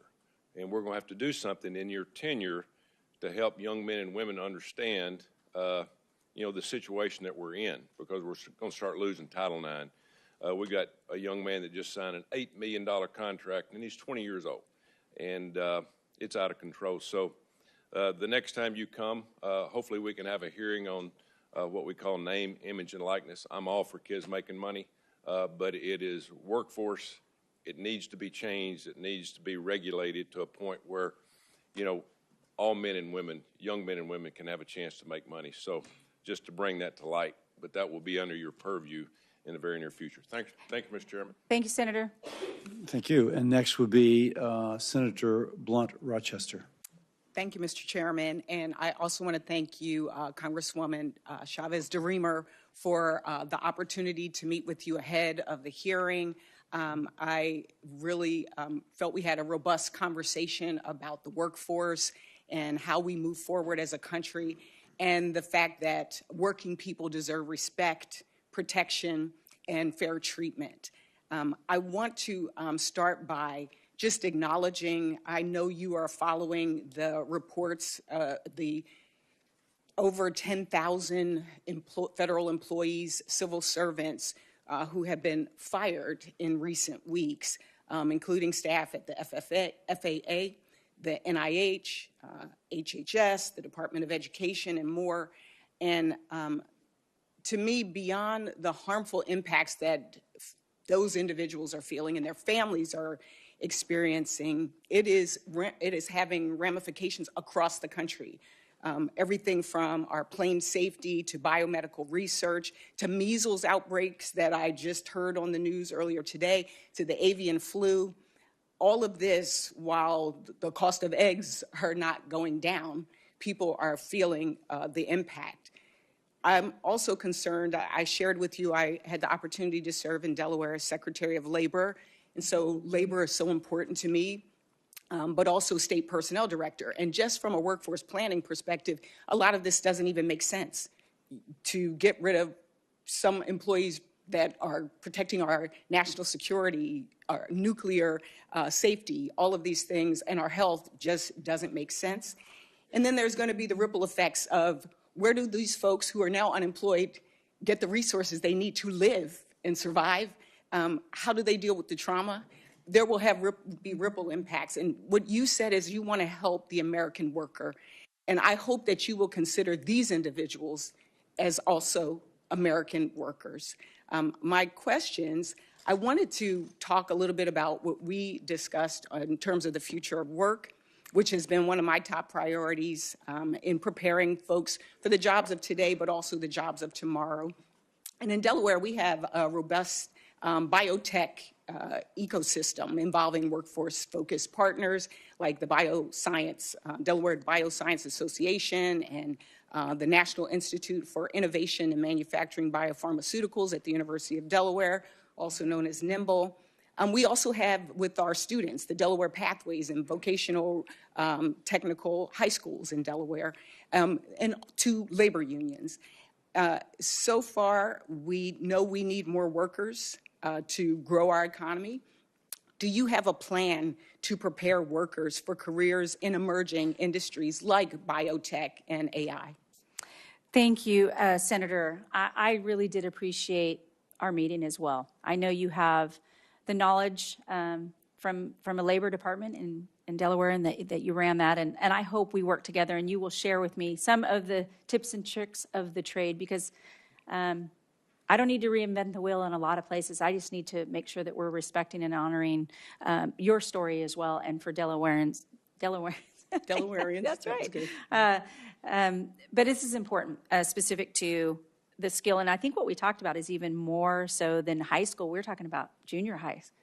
And understanding how important that is for the workforce, that we have to get these young people in early and understanding what they care about, and that we have that workforce. So under the Department of Labor, it is going to be my responsibility to make sure we're investing in that workforce development. I was proud, and I was brought up earlier, to serve on the Ed and Workforce for reauthorizing WIOA. That's, again, a bipartisan. It didn't happen. It didn't go through. And I hope, with all respect and talking to the president, if it aligns, that this is something that if Congress takes it back up, that I can work with you all, not only technically, but to enforcing that and really investing in the workforce specific to high tech, because we know we're going to need those jobs. And so this is an important issue, I would think, to everybody sitting up here, that they're a part of the workforce and respective in every state. I know in our conversation we talked about making sure that labor as well as industry are present at the table when we make these big policy decisions, when we do legislation. One of the things that I will be focusing on and introducing legislation on is an accelerator, the Advanced Research Projects Agency of the Department of Labor.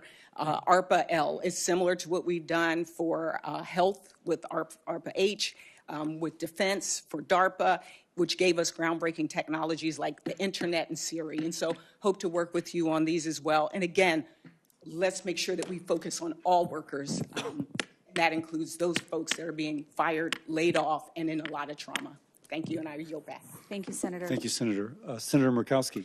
Thank you, Mr. Chairman, and welcome to the committee. I enjoyed our conversation. We had a chance to talk a little bit about the Alaska workforce. I'm looking at an article that just came out, and it cites to the Alaska State Department of Labor and Workforce Development, looking at labor statistics, or workforce statistics back in 23. We don't have 24's numbers yet. But right now, non-resident workers in our state make up 23.5% of the workforce. That's a lot. It means we get folks that come to us from other states. When you have 82% of your communities that are not connected by road, you can't move as a worker from one village to another village unless you're willing to pay several $100s for each leg of your airplane ticket to get you to another community for work. So we rely on out-of-state workers. In the oil and gas industry, 37.4% of the workers were non-residents. In the mining industry, non-residents accounted for 41.6%.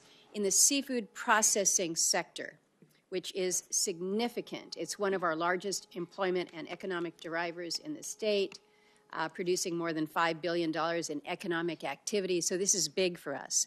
But what is even bigger is in 2023, 82.8% of the workers were non-resident.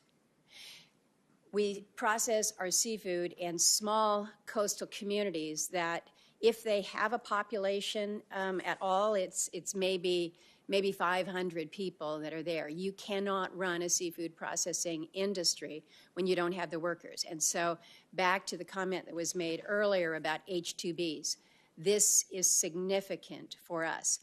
Senator Collins asked about your commitment to issue supplemental visas in a timely manner, but also to the maximum extent allowable. You do have that discretion. You've indicated that you're going to work to that. I'm going to ask you to look specifically to the seafood processing sector. Of all the sectors that are out there, and my friend from Virginia knows full well, seafood is more truly seasonal than so many other sectors. But right now, we are competing, if you will, for these H-2Bs with other sectors like landscapers. Last I checked, you can do landscaping 365 days practically in most parts of the country.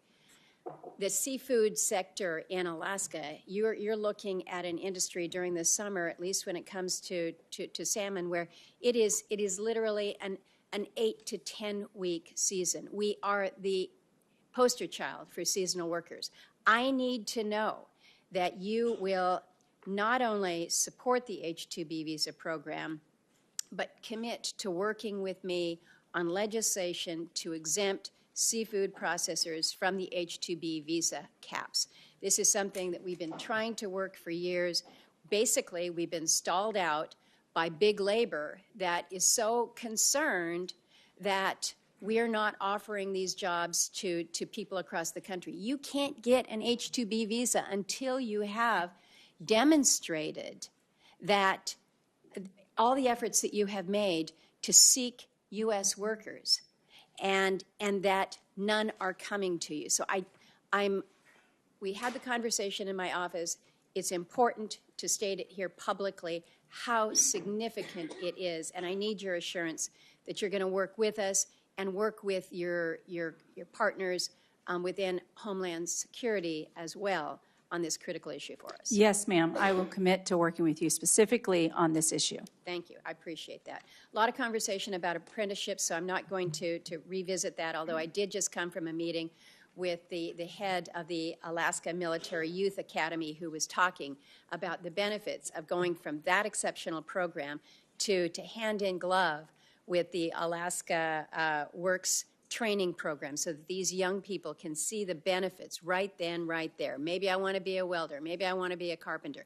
But you take them hand in hand. Last thing I'm going to raise is something in a conversation just yesterday with the head of the building trades. We're talking about childcare.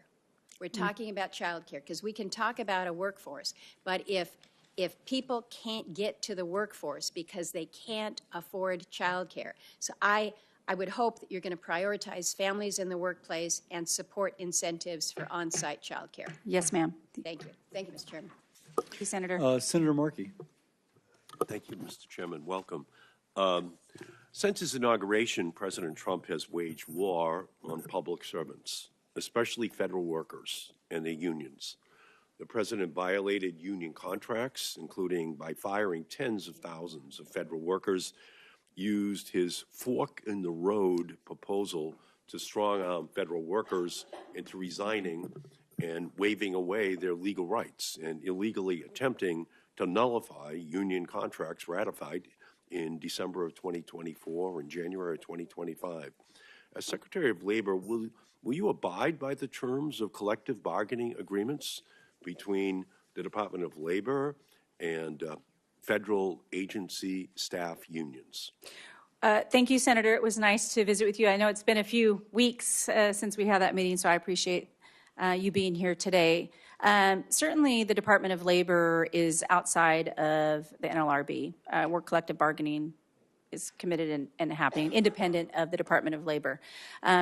So I will, work with your office in determining exactly what it is that you're specifically asking, but outside of the Department of Labor is to protect the American worker. And then, of course, as we overlap, because the Department of Labor expands a little bit more than collective bargaining and unfair labor practices under the NLRB. But will you advise President Trump and Elon Musk that they must reverse all decisions that violated the contracts that were negotiated between the unions and their agency employer?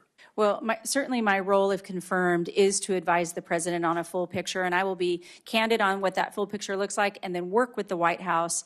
And if it aligns with the president's America First agenda, I will be that advisor to him, yes. Right. Well, I mean, obviously, collective bargaining is not part of his agenda, and that's where the Department of Labor historically has intervened to make sure that those protections are put in place.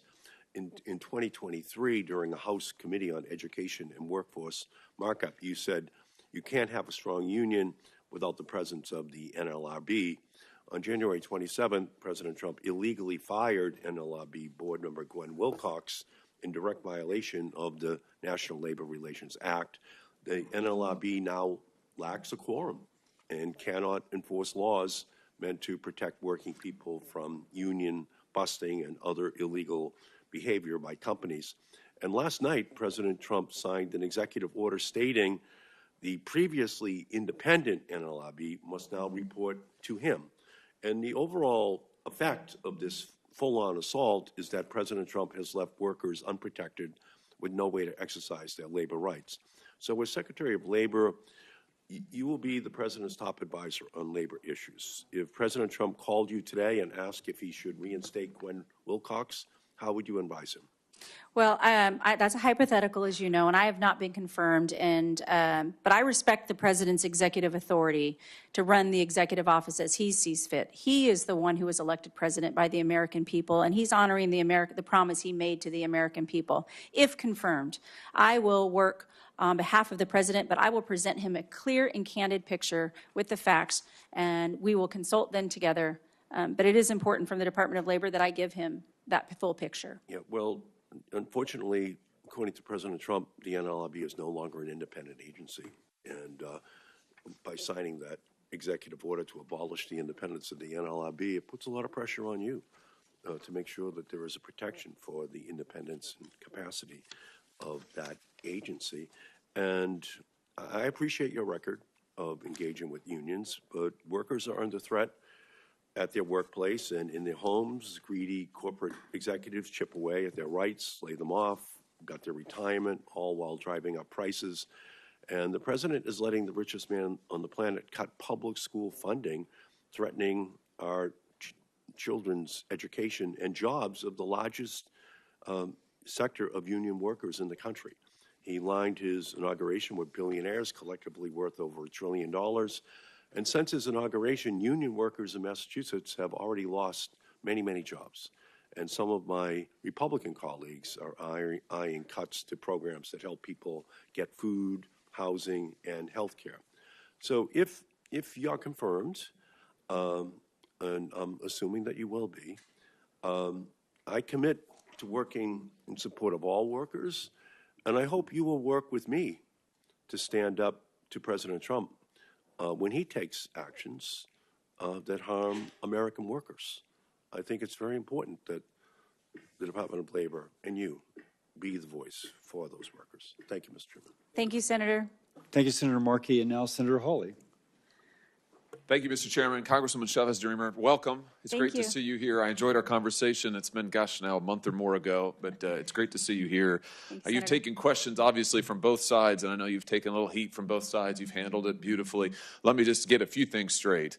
For my Republican colleagues, let me just clarify. You are President Trump's choice to lead the Department of Labor. Have I got that right? Yes, you have. And you support the president's policies and will implement his agenda. Have I got that right? Yes. And to my Democrat colleagues, you very proudly sponsored many pieces of pro-labor legislation in your time in the United States House of Representatives. You have a long record of working with labor, of working with business to try to advance a pro-worker agenda. Is that fair to say? Yes. Which is probably why the president chose you for this role, if I'm speculating. Is that fair?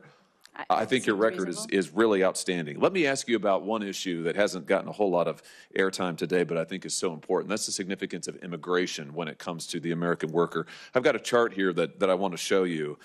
This is the Department of Labor's own data on jobs following the pandemic and in the last administration, in the Biden administration. If you look here in the red, those are foreign-born workers. If you look at the blue, those are American-born workers. And as you can see, the data that you can see it, the graphic itself tells the story.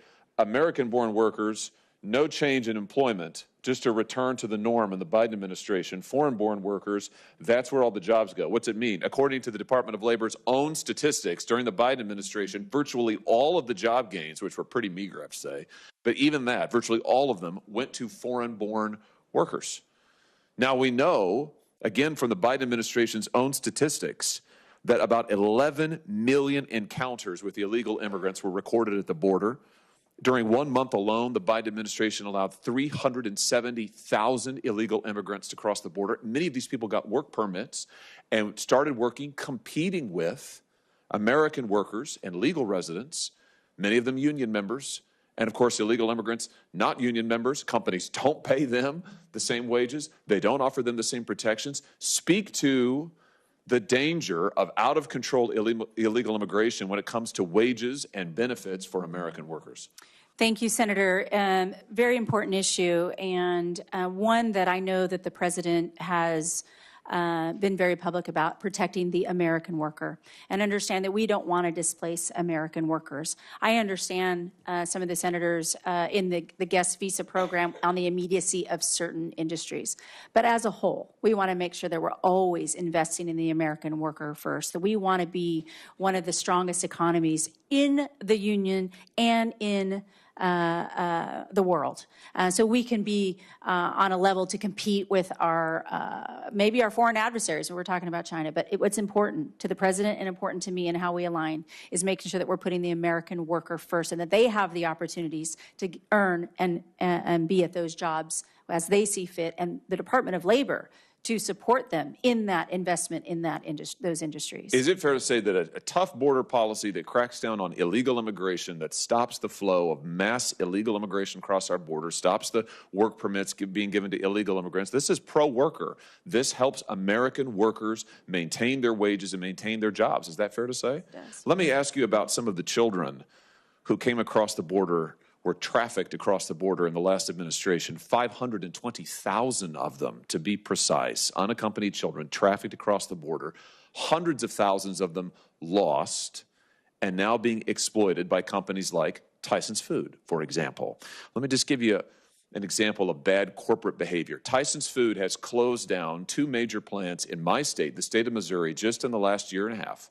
They have canceled contracts with farmers. They have put thousands of workers in my state out of business, and yet we know from the investigations done by the New York Times and others that they have huge numbers of illegal child labor in their supply chains. In their factories, they are putting children who are trafficked here to work. So they're firing American workers, but they are exploiting child workers. Will you go after companies like Tyson's and anyone else who would violate our labor laws and exploit children while they are firing American workers? Yes, it's an important remit under the Department of Labor, as you know, to protect and not exploit all workers, but certainly child labor should not be accepted by anybody in America. And the Department of Labor has the enforcement capability to double down if they knowingly are breaking the law and exploiting children in their factories. I think we've got to make the penalties even tougher. Senator Booker and I have bipartisan legislation to do that. And again, it is pro-worker to say we're going to protect Americans who are working legally, and we're not going to allow children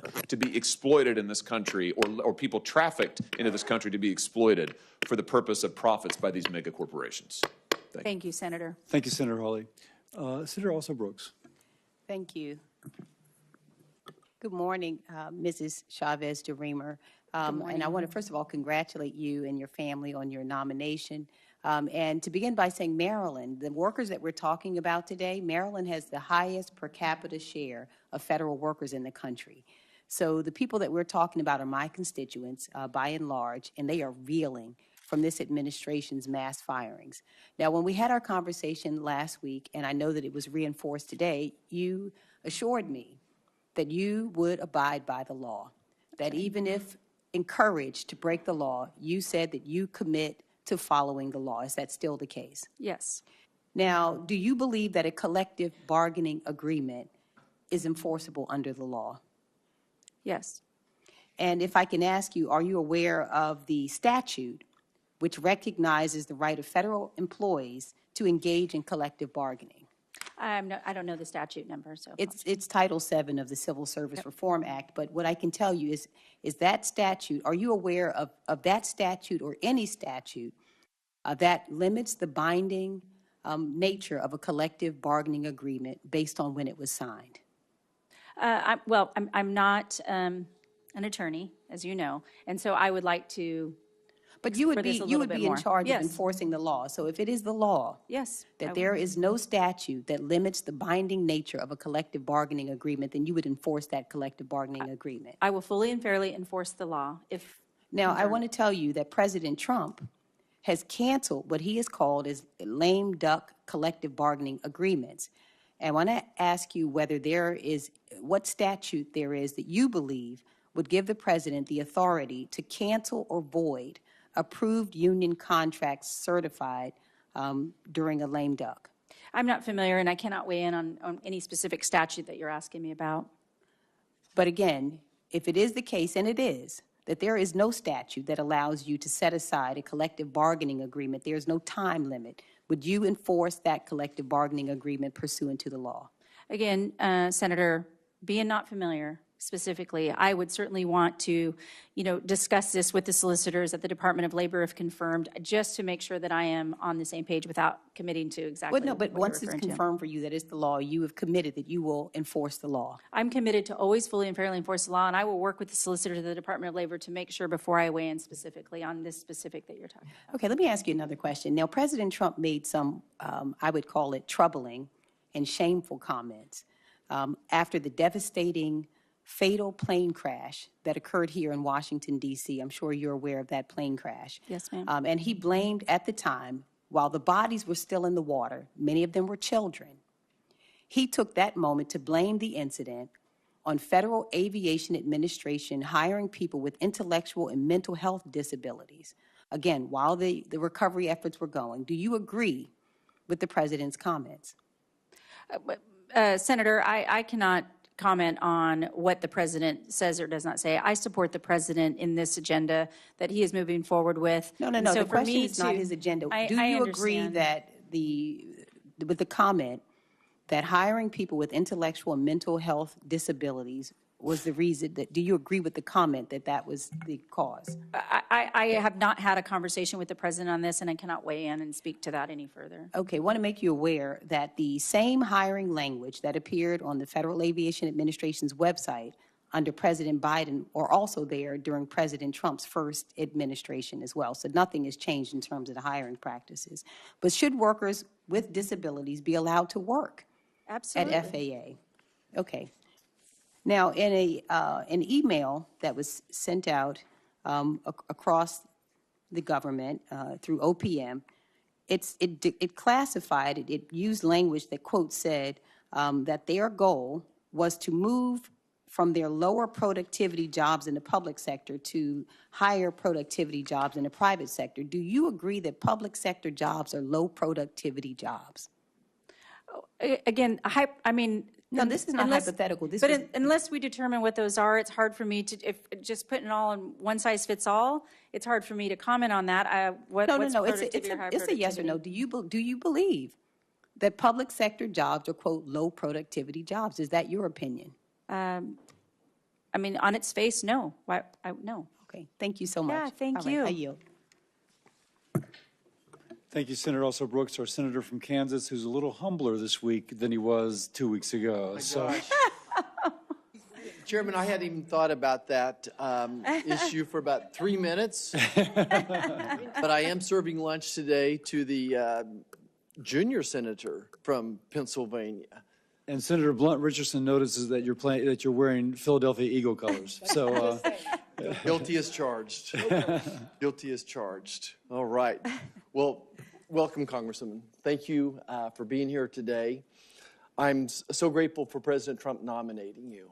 Thank you. I think when he did this, it was certainly a shout out to the hardworking men and women across this country. Based upon your resume, the work you've done, that you certainly have been a person committed to, again, those hardworking men and women across the country, union or non-union workers.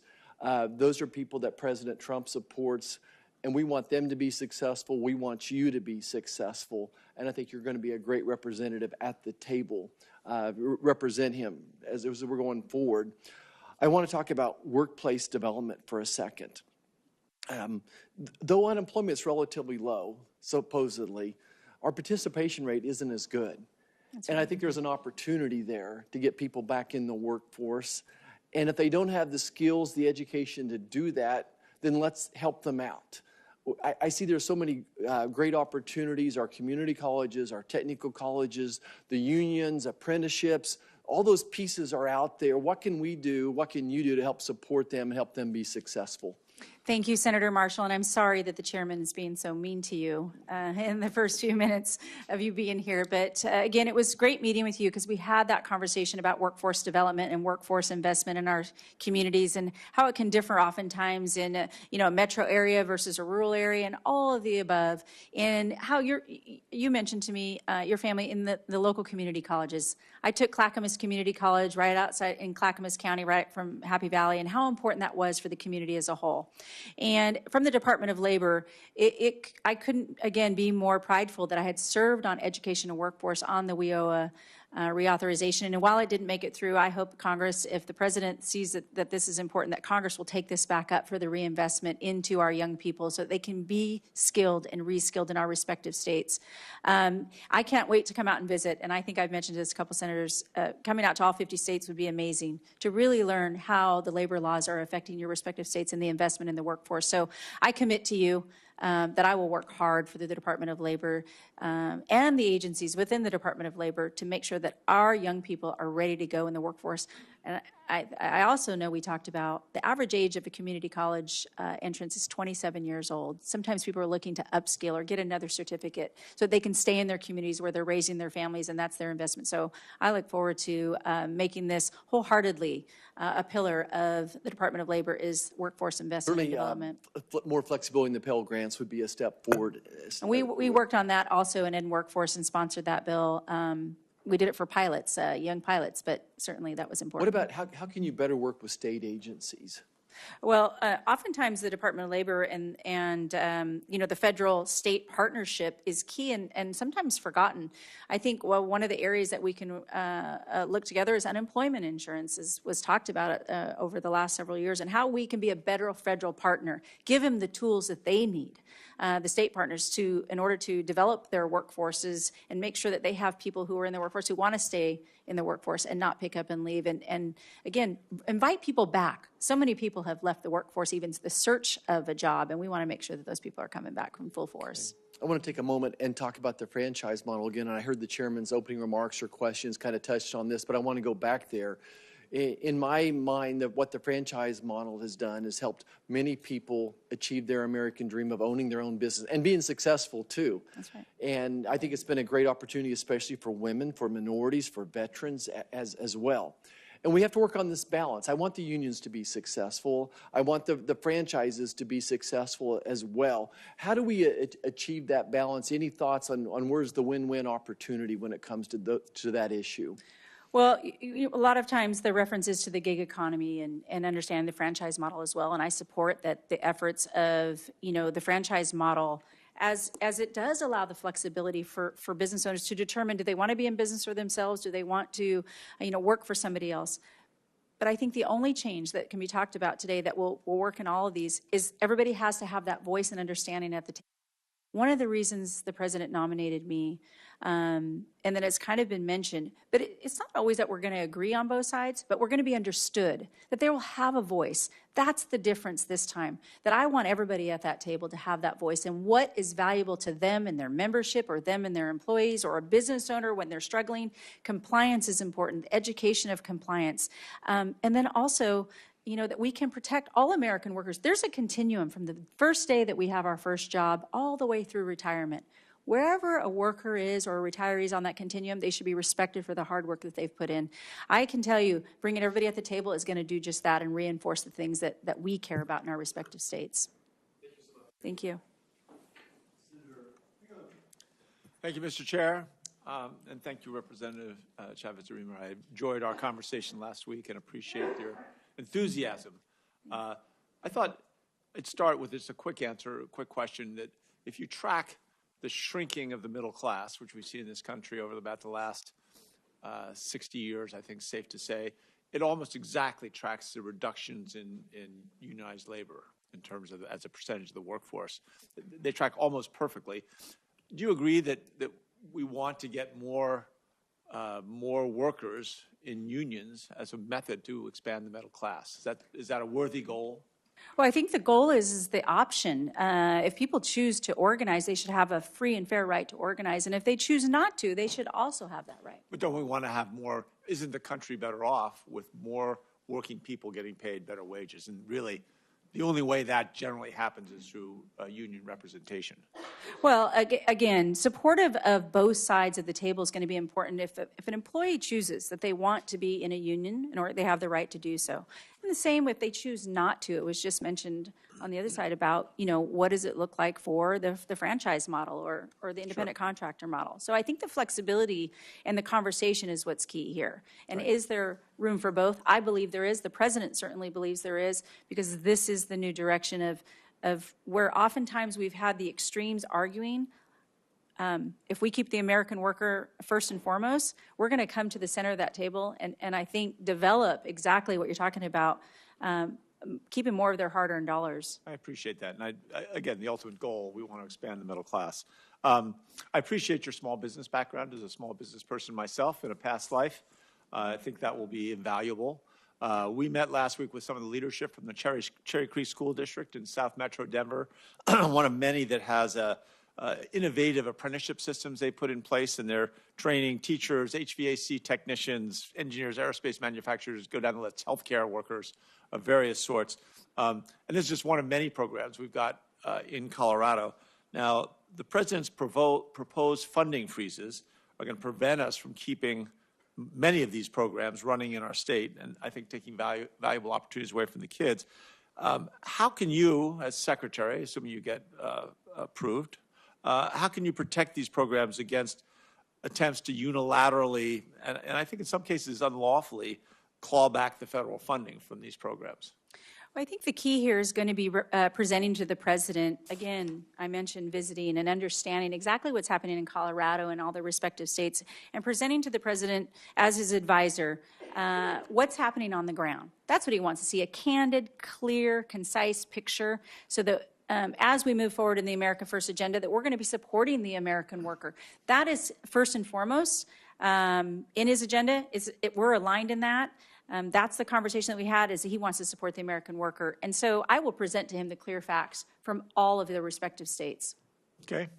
Back to youth apprenticeships, which, as you know, my last 6 years as governor, that's what I spent a lot of time on. And I look at it as one of the great gaps that 65 to 70% of our kids aren't going to get a 4-year degree. And we have done a piss poor job of giving them the tools to acquire the skills necessary to have the American dream. Is there ways that we can look at to expand apprenticeship programs, youth apprenticeship programs? So I'm not just talking about 18 and over. I'm talking about 16-year-old, 17-year-old, 18-year-old kids who could want to work in an accounting firm or an advanced manufacturing or a hospital, whatever. How can you see us expanding that through your tenure at the Department of Education? Well, I think we can certainly agree that, and you heard the conversation about, speaking to even our youngest, our junior high, our middle school kids, all the way up into high school.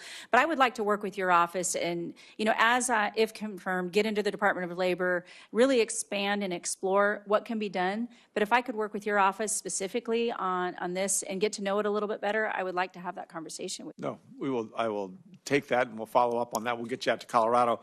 A lot of the records, on February 5th, DOJ went to the Department of Labor and demanded that certain federal employees' information be released. And I think there was a lot of retirement account, private information. We haven't seen, I haven't seen any disclosure of how those records are going to be used. And I think, what are the reassurances that the American people have that those are still safely secure? Well, I haven't seen them either because I have not been confirmed, as you all know. I have not been read in onto what is happening with DOJ in the Department of Labor. But if confirmed, that'll be the first thing I do, is make sure that I'm briefed on it and made aware of everything that's happening. So I don't have that answer for you because I don't know what's been happening either. Okay, fair enough. Thank you. Thank you, Senator. This concludes our hearing. You did very well, and thank you for that. Thank you. Thank you. To your parents and husband and children, I know y'all are incredibly proud. This is my, so let me just my say mom and dad, yeah. my daughter, my parents. For any senator who wishes to ask additional questions for the record will be due tomorrow at 5 p.m. We now conclude the hearing. Thank you. Thank you.